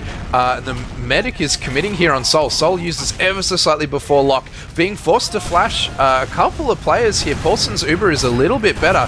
Yule actually hitting a really nice rocket, sending him flying. Elmo paying with his life for that riot, and now TJ actually being traded by some nice stickies from And Locke is actually Redcoat really there. weak. Locke is taken down to 10 HP, escapes through lobby, but that's probably going to force Jasmine back, and they are 3 down. Yeah, And 4 actually, down. as I said, Hertz that actually Hertz gets dying in the taken back down. lines to madness there as he was fighting in the back of Flowers. This is another even Uber situation, but there's loads of players. They might choose to try to muscle this in. There's stickies on the point already, and Yule is playing it, but the Pootis doesn't need to stand on the point to farm. Elmo coming in there to help TJ out. Redcoat dying to that plate, but there's so much time on point. Soul going actually down super low. With a huge bomb at the end to take down the last couple of players. Yeah, talk me through what happened there. I was paying attention to the wrong people. What happened, Sean? Oh, I'm a bit confused. I think it was nice playing of the point to draw the Jasmine players towards the point for both, just to get everyone there. It was a really easy damage cleanup for Pencil Case. Redcoat actually, like a few seconds earlier, the Deft, oh my god, Riot with the huge bomb onto Deft. He gets taken down by some pistols from Madness. And that should be a pretty quick advantage on the side of Jasmine, on Pencil Case, and yeah. Pretty comprehensive mid there. They tried to kind of collapse onto Sol there, but his team was deathballing around him really, really well, and they just fed, essentially, after their demo was taken out by some really, really nice rockets from that really, really good bomb from Riot. Yeah, it was Redcoat was significantly faster than Deft and forced him to go left on that mid, and then Riot with the really fast bomb onto him, and the Madness following up with the pistols, so pretty easy mid. Hertz is actually committing on Spy here, I think. He's on second as Spy behind them. They do expect this Spy play, but Sol is actually not in the right spot. He's calling medic. He's acting really well. Oh my Butter god. Knights instead. Oh no, that's a beef, unfortunately. But yeah, really, really well played from Sol to kind of turn around and counter that. Riot actually spawning Spy. I believe he's just checking classes in spawn. No, he's come out. He is counter spying. That's let's see if this is another 40 IQ play, Spy play, or if it does pay off, Sean. Yeah, but actually, I think Hertz is checked. Hertz just checked. They know about this. So we'll see what happens. Riot trying to move in through left. He has cloaked now. I think they know, looking at the way Deft is moving, they know that he is a spy. Yeah, this gun is actually taken out though, so that's pretty good for him. He does take some damage, but they're not sort of trying to follow up on it at the moment, which is interesting. Some spam coming out from Hertz, actually only just missing. Cookie's going in for the distraction play. Oh no, some very nice play there, as you do see 2 people losing their life for that. But Yule is jumping towards... Onto Locke, nice. Oh my god. Woof. Locke accidentally surfing into a pole and just getting fucking owned then by Yule. Yeah, that was really well played, and we do see this Uber committing in really, really early. The point kind of gets walked over a little bit, but Sol dies because he's on such low health post Uber, because that Uber is kind of forced a little bit out of him. Wow. And yeah, there's just feed at the moment. Yule is the only person surviving at the end of that fight, which was a very messy fight, Sean. Yule actually jumping in from under now onto the point. He's going to take a 1v1 with Hertz, but gets taken down. Owned, and a taunt coming out from Hertz there. So in that fight, I think Pencil Case, once they got Locke, they could have actually slowed it down and taken the Uber ad, but instead they took it with the spawn advantage on the side of Jasmine. And Oof! Locke Gets domed by Cookie. That's an insane shot. Yeah, so that changes things quite a lot, as there's now 10 seconds spawn on that medic, which will equate to quite a lot of ad on the side of Pencil Case now, as they're sort of trying to move this into second. As you see, Elmo actually fighting right behind gets taken down, right, going down to 6 HP. But yeah, advantage on the side of Pencil Case. They should be able to take second for free and look to push into last with this advantage. These stickies, they're getting det one by one as he lays another trap. You'll actually only ending up taking one sticky worth of damage rather than the 3 or 4 that were there. If he had det that would have been a really, really good play. Unfortunately, he's just laying more traps as we do see this ad being pushed towards lobby now. Yeah, we do see a bit of... I'm not sure where the combo's trying to go. Redcoat's trying to go top right. Yeah, it looks like they are going to Uber in top right. Paulson's called them really early. They haven't had to use, and they've walked in. Uber is popped now. Elmo getting caught out really early by Yule. Sentry has been... The engineers changed off. As we do see TJ cleaning up Soul there. Nothing else really going the way of Pencil Case in this fight. As I say, that Def does get taken down. TJ is doing a lot of work. Actually, the Uber does get popped on him, and it's just Cookie taunting as Sniper on last. Not really too much you can do against an Ubered Scout in that situation beyond play epic guitar solos, apparently. But yeah, that was not a very successful last push from Pencil Case, as they do concede second as well off this. They do try to come in and fight it, but it's a little bit too late. Wow. TJ actually does get cleaned up, but Yule and Wright both paying for their lives. Soul looks like he's going to get taken out by Elmo here. Yeah, some nice pistols as Elmo does clean up that, and Redcoat doing what he can, but some nice pipes from Def to clean him up. Hertz being the only casualty apart from TJ really early in that fight. Actually, Elmo taking out Madness, Paulson eventually trading that frag in the end, as it's just the spawner of Cookie up at the end of that really messy fight, right? Yeah, there is a scout hiding behind. He's coming onto mid now. I don't think he's been caught. He's on lock right now. He has been seen. Oh wow, gets locked down to 40 HP. And the bomber coming in. Wow. Yeah, Riot coming with in. The follow up then. Really well coordinated play. Collapsing on Paulson and Deft. That's in Cafe then as well. Hertz is actually jumping behind onto point. Hertz is trying to distract people as much as he can. He has Yule jumping back to try to get him, but Yule does look like he's... Oh no, actually the pack spawns. And Hertz gets Cookie. Wow, Yeah, that's really well played by Hertz, actually. They're choosing to just leave him, though, and kind of move forward onto this point, but Hertz will probably just try to spawn camp Cookie if he can. But there is a scout trying to feed, apparently, in here. Paulson is taking loads of damage as well after TJ loses his life, and that's 2 down. Actually, no, I lied. Elmo has spawned now, so we only have 1 down, but this is a full Uber out on the side of Soul yet again.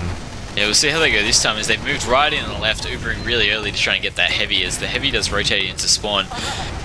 Comes back out. Point being played now by Madness. Heavy still only goes down now to some nice pipes from Redcoat. Excellent scout play, actually, playing this point really well, and that cap does come out really quickly, actually. The scouts there actually teaming up and capping that point way too quickly for Jasmine T to react, as we end up 2-0 on this 4th map of the grand final, Sean. Yeah, you're right, and I think it's the scout play in general that seems to be winning them the game. You saw the play by Cookie earlier to get, or with Riot, to get lock on mid before and winning them the round. As we do go to this mid, and we see not a lot happening yet.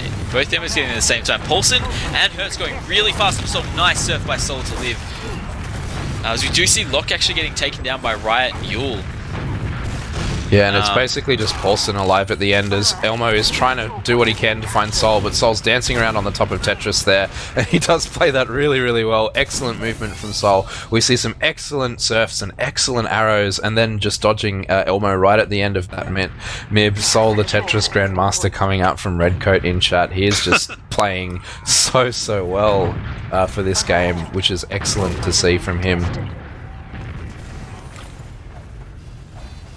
Yeah, so I guess is this a proper spy play? Yeah, we see Elmo up on the spy, trying to make something happen, see if they can get a force. Paulson actually getting taken down under really early, probably just trying to scout out where the team is going.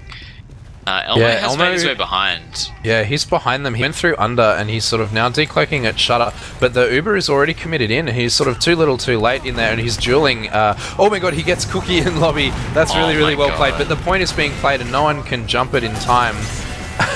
So despite Elmo's valiant efforts on Spy, they do lose yet another round. So that's a 3-0 on the side of Pencil Case, Sean. Yeah, contrary to our predictions, but there is still 18 minutes left, so we'll see if Jasmine can turn these mids around. I don't think the fast bombs from the soldiers are going in the favour of Jasmine. As we see, oh my god, Riot with a massive fast direct onto Deft, following up his demo's damage, and Jasmine are just happy to back out right now. They don't want to... Yeah, Hertz is the only person who's committed. He's committed behind. He's in their flowers now. But I think they're aware of it. Yeah, we have some scouts turning around looking for him. But yeah, that's again off that Riot Roma play. That excellent sticky Redcoat beating Deft to mid, hitting that sticky, and then the Roma going in so quickly, doing what he can. Riot, actually no, that's Yule jumping forward, making the move there. Hertz is behind, getting jeweled in flowers. Oh my god, a huge pipe from Deft onto Madness. That was absolutely massive. He does end up dying to a spam pipe from Redcoat, but the Uber's actually forced out here by both teams. Better Uber on the side of Jasmine, but who's that? Cookie living for a long time. Paulson does take out Soul in that Uber, which is what you want from that even Ubers trade, and that actually eventuates into, oh no, not... Are they spawners? Yeah, no, they're spawners. So yeah, that's a full wipe, but with some spawners coming in at the end. Paulson doing really, really well in that play. They need to cap this point though, because all the spawners are up, and they're going to be able to force them off here. Madness is walking forward, and Yule is jumping in, doing loads and loads of damage. He does get forced out and actually fragged in the end. Riot losing his life to a nice pipe from Deft as well. They are eventually forced out, but that point cap took way longer than it needed to, Sean. Yeah, I think good play in the end though by Jasmine, really, to not lose anything in that push, and they do have Uberad now. They might be able to catch out some players as they... Oh, Elmo does actually get taken down to say that. Redcoat getting taken down really low in that. We're probably going to see Ubers come pretty close to equal with that player disadvantage now.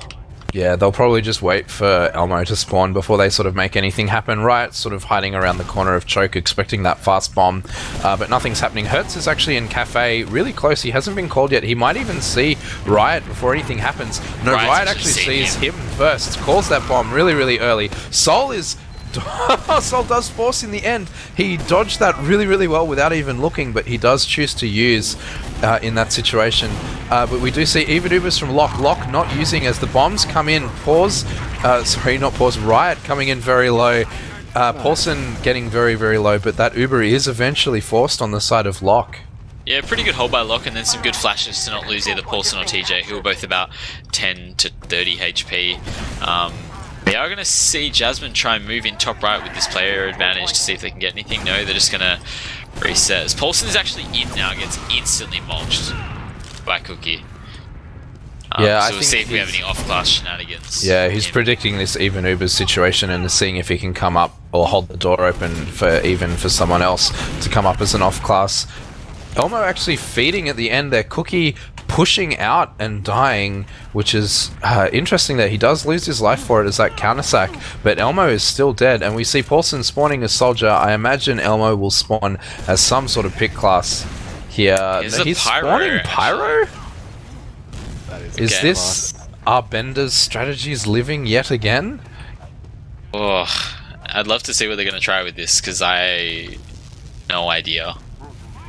Riot is checking classes in spawn, but this is an interesting play. What I've seen before is it's the Arbender strat that you usually use on Badlands, which is you sticky the point and then force people off it. But he actually gets domed instantly and then taunted by Cookie. That is that is hilarious. So that puts. I don't even know what to say, man. That's hilarious. Yeah, as we do see Cookie trying to get some shots off from lobby. Elmo has come up sniper to try and counter snipe him. Paulson's actually getting owned in upper lobby. Gets taken down by some stickies from Redcoat. So yeah, this may trigger a sack. Cookie's sniping from lower. He might get caught out here by TJ. No, he does choose to back off there. Man, I'm just still laughing about what happened. That was so dumb. God. But yeah, we do see Elmo trying to sort of peek around, see what sort of picks he can get, but it's just going to devolve into a sniper v sniper duel again as this kind of settles out into what's hopefully a little bit more normal of a stalemate, Sean. Yeah, but having said that, this plays in, as we see Hertz onto that sniper, does take down Cookie, pays with his life, but plays into the hands of Pencil Case. There's 12 minutes left. Jasmine need 3 rounds to take it to at least a golden cap, so all this time stalemating on last is only good for Pencil Case. Yeah, I mean, you do see Madness up on the engineer. He's kind of just playing it Elmo's super really safe. fiery, going for a hero shot, gets taken down by the Widowmaker. He's not having the best game at the moment, unfortunately, which is a shame. You can see he's kind of a little bit upset as he's walking in, trying to sort of make these plays happen. Yeah, just trying to open the game for his team, I think, because otherwise not a lot else is going to happen. The Cookie is getting spammed in lobby trying to go for some hero shots. Elmo has committed to the spy now, actually. He's come out of spawn, walking through flowers as spy. He's just sort of pick class after pick class, trying to see what he can make happen. But yeah, they know. They're aware of this, right in spawn, playing spy, checking. They're more than aware of what's happening. They may go for the jewel sack again with maybe like Hertz and Paulson or Elmo. He gets Oh my set on god, he gets fire spy by checked. Riot and fled. And then Hertz gets taken down by a charged body shot from Cookie. Elmo's just on fire still. Yeah, It's fine now, this is really, really unlucky play for Elmo. If I were Elmo, I'd be upset. So I imagine if Elmo were Elmo, he does take out Cookie in the end. He does get a frag. It pays off. They all know he's there, Riot spy checking for him. The pyro coming out. He knows that the pyro is checking out. Oh god! As we do see the Uber coming out from Paulson on the left side, Sentry is taken down now. The Uber is forced. Elmo. Nice surf from Soul. Elmo gets caught in the back. That Uber does get traded out from Soul in the very end there. They have a much, much better Uber as they kind of are pushing out here. Hertz losing his life. Excellent pipes actually fragging Yule there. Paulson dying. TJ looking like he's going to get fragged by the 2 scouts running forwards here. Madness is farming right now. He's having a really, really good game. We do see just Lock and Deft backing out here. We see Elmo has actually already recommitted to spy on mid. I guess we can see if this one pays off. The sideshow play of they never expect it 4 times in a row. No. He's been out slobbered by the sideshow Not this brigade. time, Elmo. So yeah, I mean, feeling pretty rough at the moment for Jasmine. We'll see what Elmo tries now if he just comes back up on Scout, as he does. So this is probably an even Uber situation now. In the side of Pencil Case. They are trying to walk it through. Some excellent Huge rockets from Yule. Yeah. The Uber actually does get forced on the back of that too. Locked down to 18 health from not bomb. You can't bomb a scout. Walking in from Cookie there. Soul is on full Uber on mid and he's feeling really, really comfortable with his whole team in front of him here. This is a really, really nice position for you to be in if you were Pencil Case right now, Sean. Yeah, and Yule hit some fat rockets and lived. As Elmo does get the force, probably. Yeah, he walks force, in there. No, Soul I wouldn't have any drops. Yeah, Soul, he gets 2 really nice shots on him. Soul down to sub 40 health. I would have used in that situation as well. Even though there are 3 people around me, Elmo hits those. Especially tilted Elmo hits those. Riot's actually hiding under right now. The advantage is on the side of Jasmine. May get caught out here by the scouts, yeah. Okay. So I think Jasmine trying to push out now. The Uber is forced out really early. Def just jumps and actually gets Soul with stickies then. Really nice Uber by him from under. Yeah, that's really good. I mean, we do see this cap coming out on second, but we do see scouts on last. Cookie actually does get taken out by Hertz in the end there. Yule is jumping in. They're trying to force the issue. They've blocked the point. Yule actually does frag Hertz there. Huge rockets on Hertz. And some excellent stickies from Redcoat. Redcoat is farming as well. That's amazing play from him. Oh my god. Yeah, that's a 4-0 with 8 minutes left. Is this doable, Sean? Only just. technically you can cap 4 rounds in 8 minutes, but I consider it very unlikely. Hurt's actually going really early into choke, gets mid by Riot. Oh my man, god! we'll see that in Riot's TJ's post-season actually frag vid as well. A nice bomb. Oh. By both soldiers. Yeah, Riot taking out Locke at the end there. Paulson does take out Sol, and Redcoat actually does die in the end there, but it's just Elmo alive to the 3 players on there. He's trying to see what he can do. He actually does take out Riot. That's really good, but yeah, does pay for his life in the end as Hertz is the first spawner on Jasmine T. Oh, that was a... Well, I mean, they consolidated the mid pretty well, all things considered, but the first 3 frags that went to Pencil Case were pretty depressing. The one on Sol, Locke, and TJ. Yeah, I just feel that's a not good vibe if you're trying to win, and they should probably feel like they can't win at this point. And we do see Madness actually spawning on Sniper here. I assume he's trying to sort of slow down the game. As we sort of talked about a little bit in the pregame, this stalemate is actually really hard to break. Paulson actually jumping in and fragging Riot. Hertz trading his life for it in the end, but this Sniper is just taking pot shots from Choke, as Yule is too busy farming to really care about any of that. Cookie is fighting TJ, taking him down really, really low, almost committing to this frag, as the rest of his team is working through Choke and forcing everyone back. Deft is on such low health. TJ is on such low health. Everyone's running away, and it's just 3 alive at the end of that really messy sort of exchange on mid there, Sean. Yeah, I guess it's just Jasmine trying to force the issue, see what they can get dry, because obviously they need to cap rounds. But as we do see, like, Deft and Hertz jumping really far forward on that, the Ubers do get popped out. Sol is actually super low. He sort of makes a nice move to get out there, but that nearly worked really well for them. As Yule gets taken down at the end of that fight as well. There's some fighting on mid now as Paulson's actually in, but the combo of Penskates look like they're backing out right to second, but Elmo's actually on the medic right now. Does get the force, really soft force then on Sol. He's about 50 HP, but I guess no point dying at this point. Yeah, I guess he really didn't want to commit that Uber when there were so many players down, but he does get that force in the end. But Sol has been playing really, really well. Some nice rockets coming in from Hertz at the end there. Locke actually does die in that exchange, and Deft is actually, no, he gets the pack, but Paulson and Hertz are super low in this fight. But there's only 2 up actually, as everyone loses their life on the side of Pencil Case, Sean. Yeah, Sol got separated from the rest of his team, and Hertz singled him out for a frag then. So we should see some... I assume with the time, I mean, they probably know they can't win, but we may see just dry pushing now for the rest of the game as, yeah, Riot and Elmo trade out here. There's some fighting going on in Flowers, but it looks like TJ and Locke just want to back. Yeah, Riot and Yule both sort of dying in that kind of messy exchange there, and Elmo being the only frag on the other side of the team as they both, as Jasmine T rather, move forward to cap this second.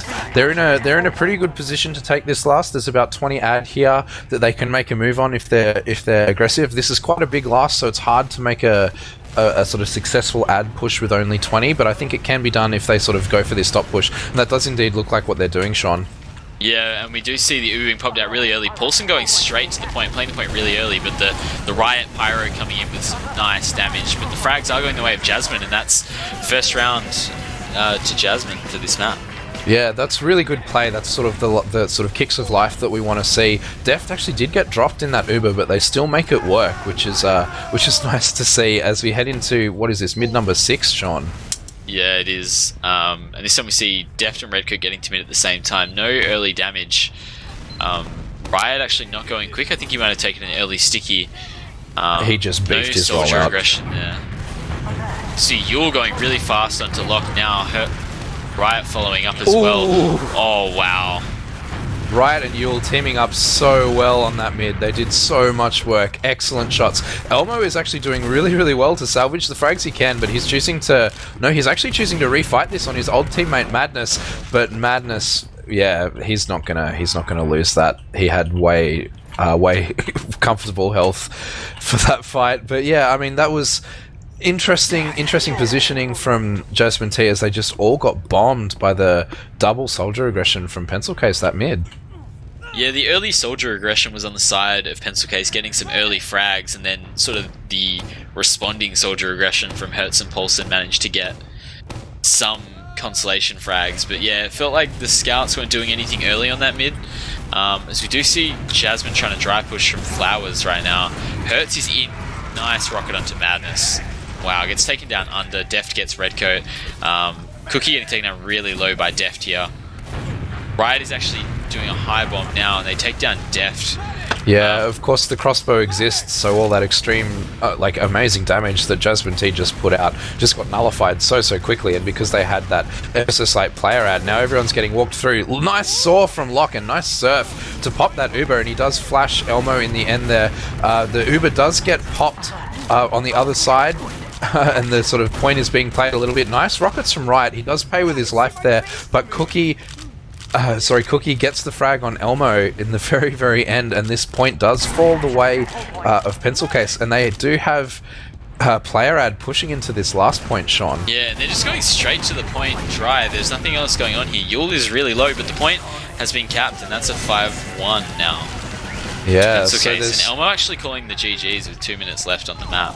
Yeah, I mean, it's definitely impossible with 2 minutes left, I see.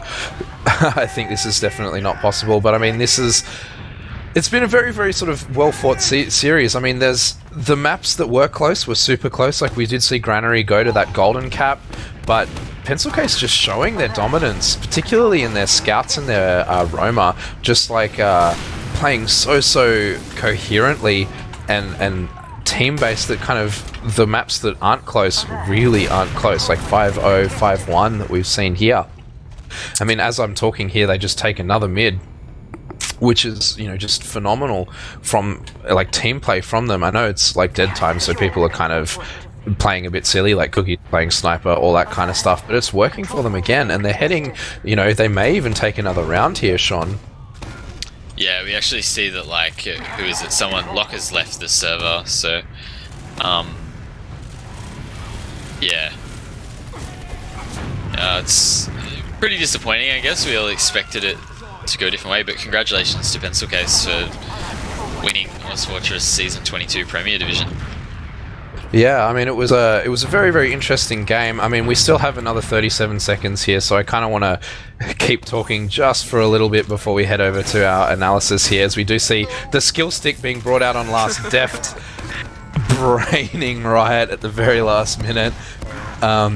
But yeah, I mean, it's been a very close, well-fought series. What's your thoughts on how this map went, Sean?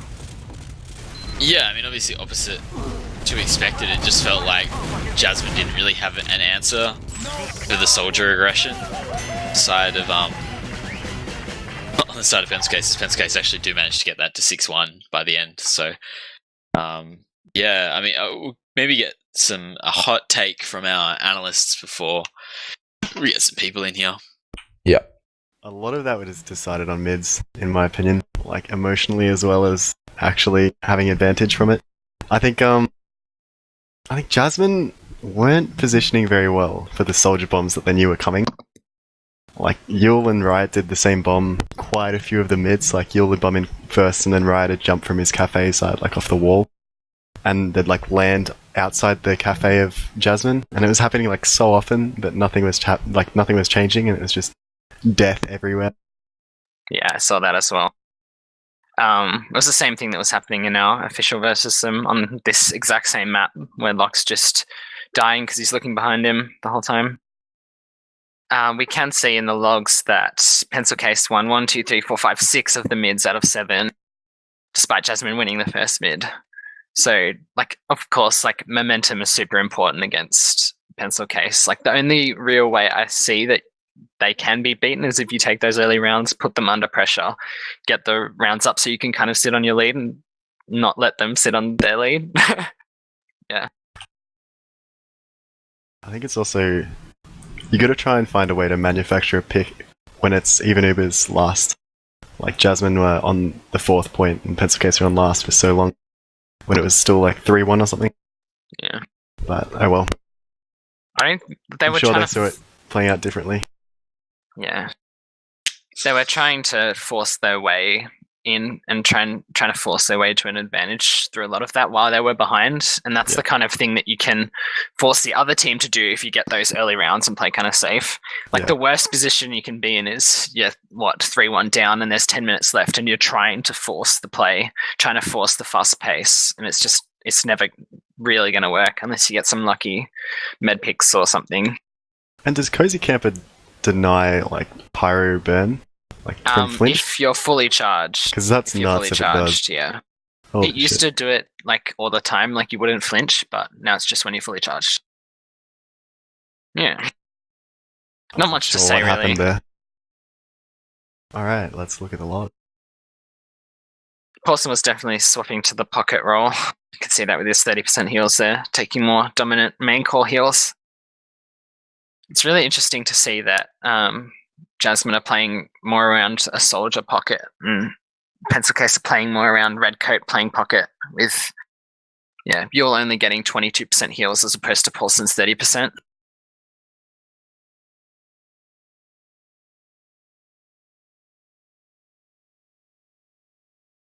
There's nothing particularly surprising about these logs, to be honest. Like after watching a game, you'd expect it to come out like this. Yeah. You can't really nitpick too much off of this. I would say if you're going to play it again, like this matchup exactly, I would expect Jasmine to change their mids and then be okay.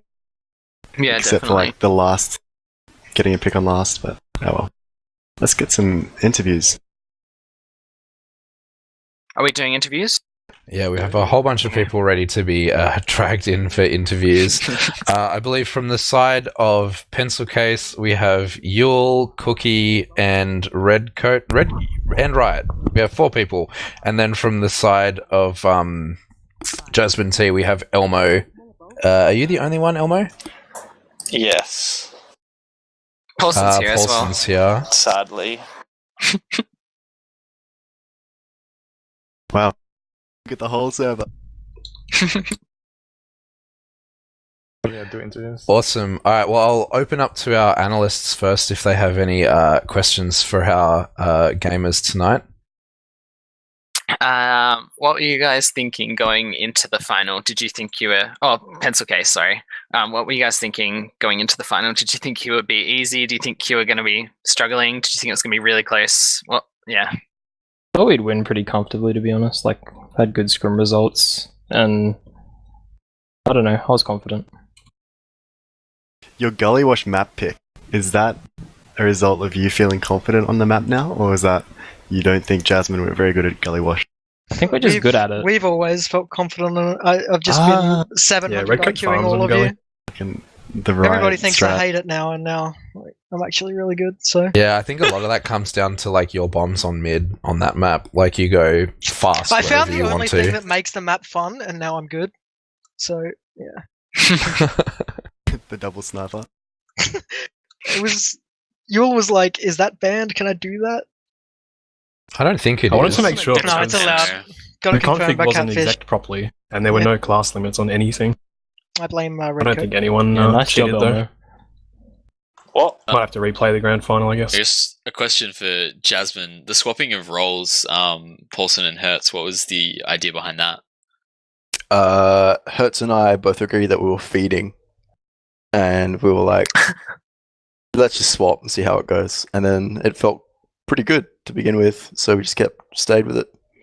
Yeah, I mean, I think that swap is what won you the golden cap on Granary. We just saw a lot more cohesion coming out of your team as you were pushing last. Do you feel that was because you swapped from main calling rather, or was that Wait. something else? Was Paulson pocket for the end of that?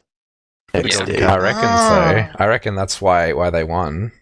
Also in back cap one Granary, to be honest. We brought us all back in the golden cap. That was Hertz. That was Hertz. Hertz. Oh, my bad. Never mind. You're right. Lack of respect for Hertz there, Yule. But yeah, did that happen in between Granary and the golden cap, or did that happen during Granary? Was there a moment you decided to change, or did it just kind of happen? It was basically like we were just thought on the golden cap. Hertz wanted to do a rollout, so I was like, "Oh fuck it, okay, I'll pocket rollout to mid then." And then someone said, "Might as well just play pocket for the whole round." I'm like, okay, so it did, and it worked out well. And then the next map felt like pretty good too. Well, I mean, your So- rollout didn't really work though, did it? I remember getting to mid and he just died instantly Yeah, I don't know. because he was in the but corner. I think someone spotted him. The idea It was- was to hopefully do something You with spotted it. him through walls, mate. I believe you got more rounds with you on pocket than you did without. So Mm. Question for Cookie. How did you know Elmo was spy at last on Gullywash? Do you remember that? Which one? I checked. You 'Cause shot him Ryan completely saw me through a invisible. wall, of course. How else? What do you mean? I went on Spy and checked Spy twice and saw Elmo was on both times. So I just assumed he was on Spy. I swear you're the most autistic gamer, right? Fuck. We were That's how like you know. really That's how you know conscious if of they don't use spies. like. That's how you know if they don't use loadouts. You just check like. That Who's on entire game, we were like really conscious of spies. Like literally every time someone died, we were just saying "care spy," just like because we know like half their team just main spy. Yeah, we Straight. noticed that after They have- the first drop on Snakewater, the revolver. They have two really good spy mains and one who really tries his hardest. It's Paulson. Yeah, Elmo. I'm pretty sure I'm the only person that got a spy kill. I was retarded on Snake when I was spy, and you guys were on mid. Literally, you guys were just all like fucking each other inside inside yourselves, just We're waiting constantly for the looking bomb. around. Eventually, we just decided we'll take the fight to you, didn't we? And No, dropped- one of us died, and then you decided to. No, wait, I think Lock popped. I don't know. No, For some I reason- bombed and dropped lock. Wait, Lock I think. That's right. that final? Yeah. Yeah, I suppose that brings us on to medic stats. I mean, Sol played super well in that, and Locke hit some really great surfs as well. But do you feel that his drops were from you not protecting him, or him just not respecting the enemy team as much? Doesn't drop to idiots. Yeah, like, it's just Well, kind like, of for thing, right? example, I don't there think are he a respects few anyone idiots, enough I to should move say, on. mate. Well, there was a few times where, for example, like he wouldn't pop when there were like three of you guys around him, and there was one soldier bombing. Like Riot got 2 frags, like 2 drops when there were like 3 players around him, and there was also that time on, I think it was Snakewater, where he got like he surfed a rocket and then died and dropped Uber to fall damage. Was that like a decision remember by that. him? How much health was he on when he died to full I damage? doubt he's About saying I'm 20. risking He it. was Like, about that's not what's 20. going through his mind. 20. Jesus. Yeah. He got like smacked into the ground though, didn't he? Yeah. Yeah, there were definitely some times it felt like he shouldn't have had to use. I don't Yeah. know. I think that's like something people underrate is like when just like one scout gets in and kills a med, people often blame the med, and it's like, well, one No, scout it's shouldn't that be killing one the. scout. Yeah. Well, There's yeah, no I way mean, that should work. exactly. When there's like 3 teammates around you, you don't want to pop for that. Even then, sometimes like people will just like if there's no one with, they still just try not to use because I guess it highlights that their team's being idiots and should fix up their attitude. Soul does that. Nothing motivates me more than the sound of my medic dropping. Fix your game, mate. That's what he's saying. It's code. I got a question for Jasmine people in here. So you won your first map pick, Granary, but then going into Sunshine, did you have mids planned out, or is it? I wasn't quite sure what we were watching unfold. Was it like there was a set play that you were executing, and it just wasn't working? Is there or- ever a set play on mids in TM2? On Sunshine, Yeah. especially. Yes. It was just like it's just It's a the game for usual like intellectuals, Scott. it's just the usual like we just try to synchronize our aggression when Deft is ready. But I mean I think a lot of the time if I remember correctly, it was like twice when Deft died early, another 2 times when Yeah, Hertz died and, early. People are blaming early people are blaming Death was for that, but come on. The There was- Riot absolutely owned Hertz intro. There was a lot of early deaths 2 wall and, shots though. and It wasn't that bad. like deaths in particular aren't really Tongue his twister. fault because the map is so horrible for the demo in mid, like, and it's just an amazing rollout for the Roma, so it's really difficult without giving up heaps of ground. But in the mids where everyone was alive, I think we did pretty well. I think it was about half. I think maybe they had a slight edge on us, but I think it went about as well as I would hope. In the mids that we actually had 6 players. Yeah. Mids are kind of a coin Fair toss enough. on this map. Sunshine. I was just curious for your take on it. Thanks for that. That was my question. Thank Did you, you get- smooth voice Henry. Did you guys feel how scrappy that game was compared to sort of, I don't know, what we'd probably expect from like a grand final? The coordination from Xenophobia Phobia. What do you mean the coordinate? You mean your med dying and then you all bot in and then repeat 40 times? Ooh. Elmo needs a hug. Well, I feel like we had some really good moments where we deathballed around our sniper and we managed to convert.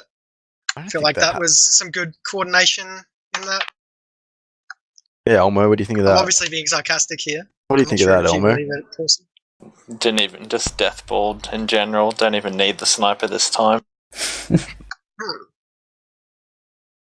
But yeah, from the outside, it definitely felt like a really scrappy game. Like, Was that Well, I because mean, it's like half the time we're Sunshine just was- losing. So we just retard in. We're like 4-0 down with 10 minutes to go. It's like, we kind of just need a fight. Yeah. And I they mean, just do Most, that over most and of the over and chaos over. was Gullywash, I'd yeah, say. Gully was. I mean, that was messy. kind of the same. Yeah, because we were always rounds down. We were Did always you- forced to take fights we didn't want to. Did you guys feel like you were giving up a lot of Uber advantages? Because that was something I think we probably noticed that you guys were giving, like on Gully in particular, you gave up like a lot of advantages.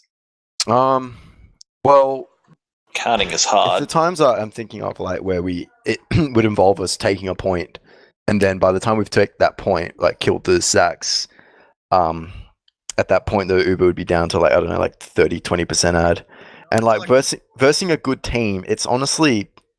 Like we came to the same issue when Jasmine went to I-58 in international lands. Like it's really fucking difficult to push against a good team, with like anything like less than 30% ad. I think we were just trying to play it safe. If there was a time where we got rid of an advantage like more than 30%, then that was just a fuck up. Yeah, I I mean feel that like, definitely happened. I reckon like 5 times. I feel like we're pretty proud of the way we like delayed their pushes. Like when they had Uber ad, we were bombing them and like not letting up the pressure. Yeah, like- buying, I just definitely buying a saw lot that of as time for well. Soul. Like Yeah, it was really good. Like you and Cookie on the flank would often quite like push and like just crush Jasmine T's flank, and it would really buy you that time which was needed. I mean, the other thing that kept happening when Jasmine T were trying to push was like someone would die. Like for example, I know on Sunshine you had 31 deaths. Elmo, what was your gameplay on that, or were you just a little bit upset? No, well, I mean, it's like half the time it's just because we sack. Like, I have like 40 deaths over the 4 maps from like sacking. And then it's like, we're about to lose. We're 4-0 down or some shit with 10 minutes to go. So it's like, there's no point surviving if we're losing the fight. Might as well sack. And like, I forced a load of times, like near the end. And then I just keep doing it over and over and over because we're fucked anyway. You know?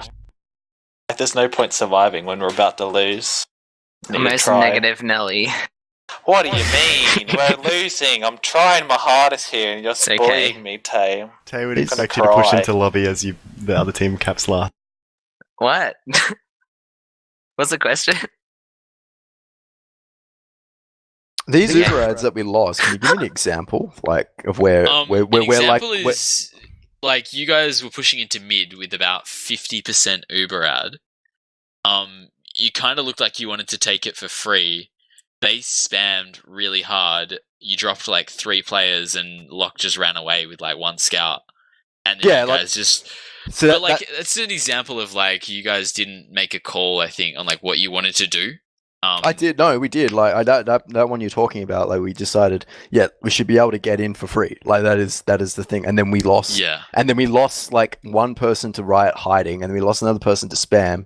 And at that point, if you lost 2 people, like of course we're not going to use our Uber Yeah. ad anymore because it's just pointless. There were just Like- so many situations like that where it's a big ad, and instead of having like a plan of We did have a plan. It just Yeah, went yeah. to shit. That was Yeah. the only thing. Like. but And consistently, then we tried. Well, then we tried a different way. We tried to go drop down, and then that didn't work either. We just like I don't know. Like it's just we have to decide to like we just basically try and do something with our Uber instead of just getting mid. That's all we were trying to do, and in the process, we weren't getting in for free, and we were dropping people. So like either the alternative was basically popping early and getting no kills and just getting mid, which some people might argue, myself included, could be worth it. But then they'd have Uberad and like it wasn't like we didn't have a plan. It was just things were going wrong. Yeah. I thought it was pretty unfortunate that it happened like so many times. Yep. One last question for everyone on both teams. Do you guys have any plans for next season? Ideas? New super teams? We don't have any plan to split up, is on our side. Okay. So I can't speak for everybody. Quitting to become a Kovac aim training professional. I'm going to go put some more dog shit in my cryogenic fridge with Elmo.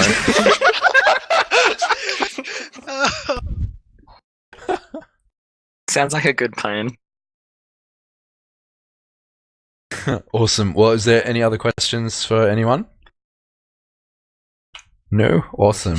All right, I guess we'll move on to shoutouts. We'll work our way down the list in Mumble. Elmo, any shoutouts? Shout out to Geo, Enrith, and Dave for fucking abandoning us. Love that. Shout out to the rest of the team for stepping up and having a good season still, even though those cunts fucked off. And shout out to Riot for being an autistic robot. And shout out to Sam and Vana, because love you. It's a compliment to me. Awesome. Paulson, shoutouts. Shout out to my team for not cutting me for Gooseman. I told them they should have, and they were going to win if they did. They would have, like, legit. They could have, but they didn't listen. Well, they did. No, I told them to cut me. They didn't. Oh, I thought you said you told them not to, because you No, were I scared. told them to cut me. All right, pause. Shoutouts. Shout out to Eat, Pray, Frag. The end. Nice. Redcoat, what are your shoutouts? Shout out to Ivan and Arnold. Shout out to Sam. Shout out to Varna for being our bench warmer. Shout out to Teams. Shout out to Hertz for the free badge. I think that's it. Awesome. Right. Any shoutouts? Shouts out, yeah. Shout out to Talk, Snazzy, Seinfeld, and shout out to Deft for messaging me GG well played after the match. That's great sportsmanship. Awesome. Sean, shoutouts. Yeah, shout outs to both teams. Wiethoofd, you, Xander, Analysts, Pause and Tay, and shout out to Zeno Discord. Awesome. Cookie, shoutouts. Shout out to my fan club. Ivan, Varna, Dave, Henry, and Scotty's here. And I think Jordan owes somebody money as well. Sorry. Awesome. Tay, shoutouts. Shout out to everyone doing production tonight. Shout out to everyone who went to Landslide. You guys should go again. Shout out to Crud, Mikalash, Jeff, Liz, and Zeno, and Snazzy because he asked me to. Awesome. And Yule, shoutouts. Shout out to Essence and Ivan. He's LFT, so hit him up, guys. Awesome. All right. So I'd like to shout out both teams tonight for a very, very well played grand final for ozfortress Season 22. It was very, very excellent to watch you guys play. Shout out to my co-caster Sean. Shout out to our analysts Pause and Tay. And shout out to Wiethoofd on production. We had all these graphs and all these stats and all this amazing stuff that we had tonight. And that was all Wiethoofd's amazing work trying to get Gentleman John's stuff working for us tonight. And I'm just so thankful for all the time that he spent organizing all this stuff. And like, we wouldn't be able to do this without you. So thank you so much, Wiethoofd. It was amazing. Hopefully, you'll notice tonight that we didn't go through any sort of season awards or anything like that. We're hoping to sort of have a separate cast where we go through the season and sort of talk about awards and who's going to get nominated, etc., for all the best of class awards and things like that. When's that? Unsure as of now exactly when that's going to be. I'll be in touch with some of you guys to see who is available when.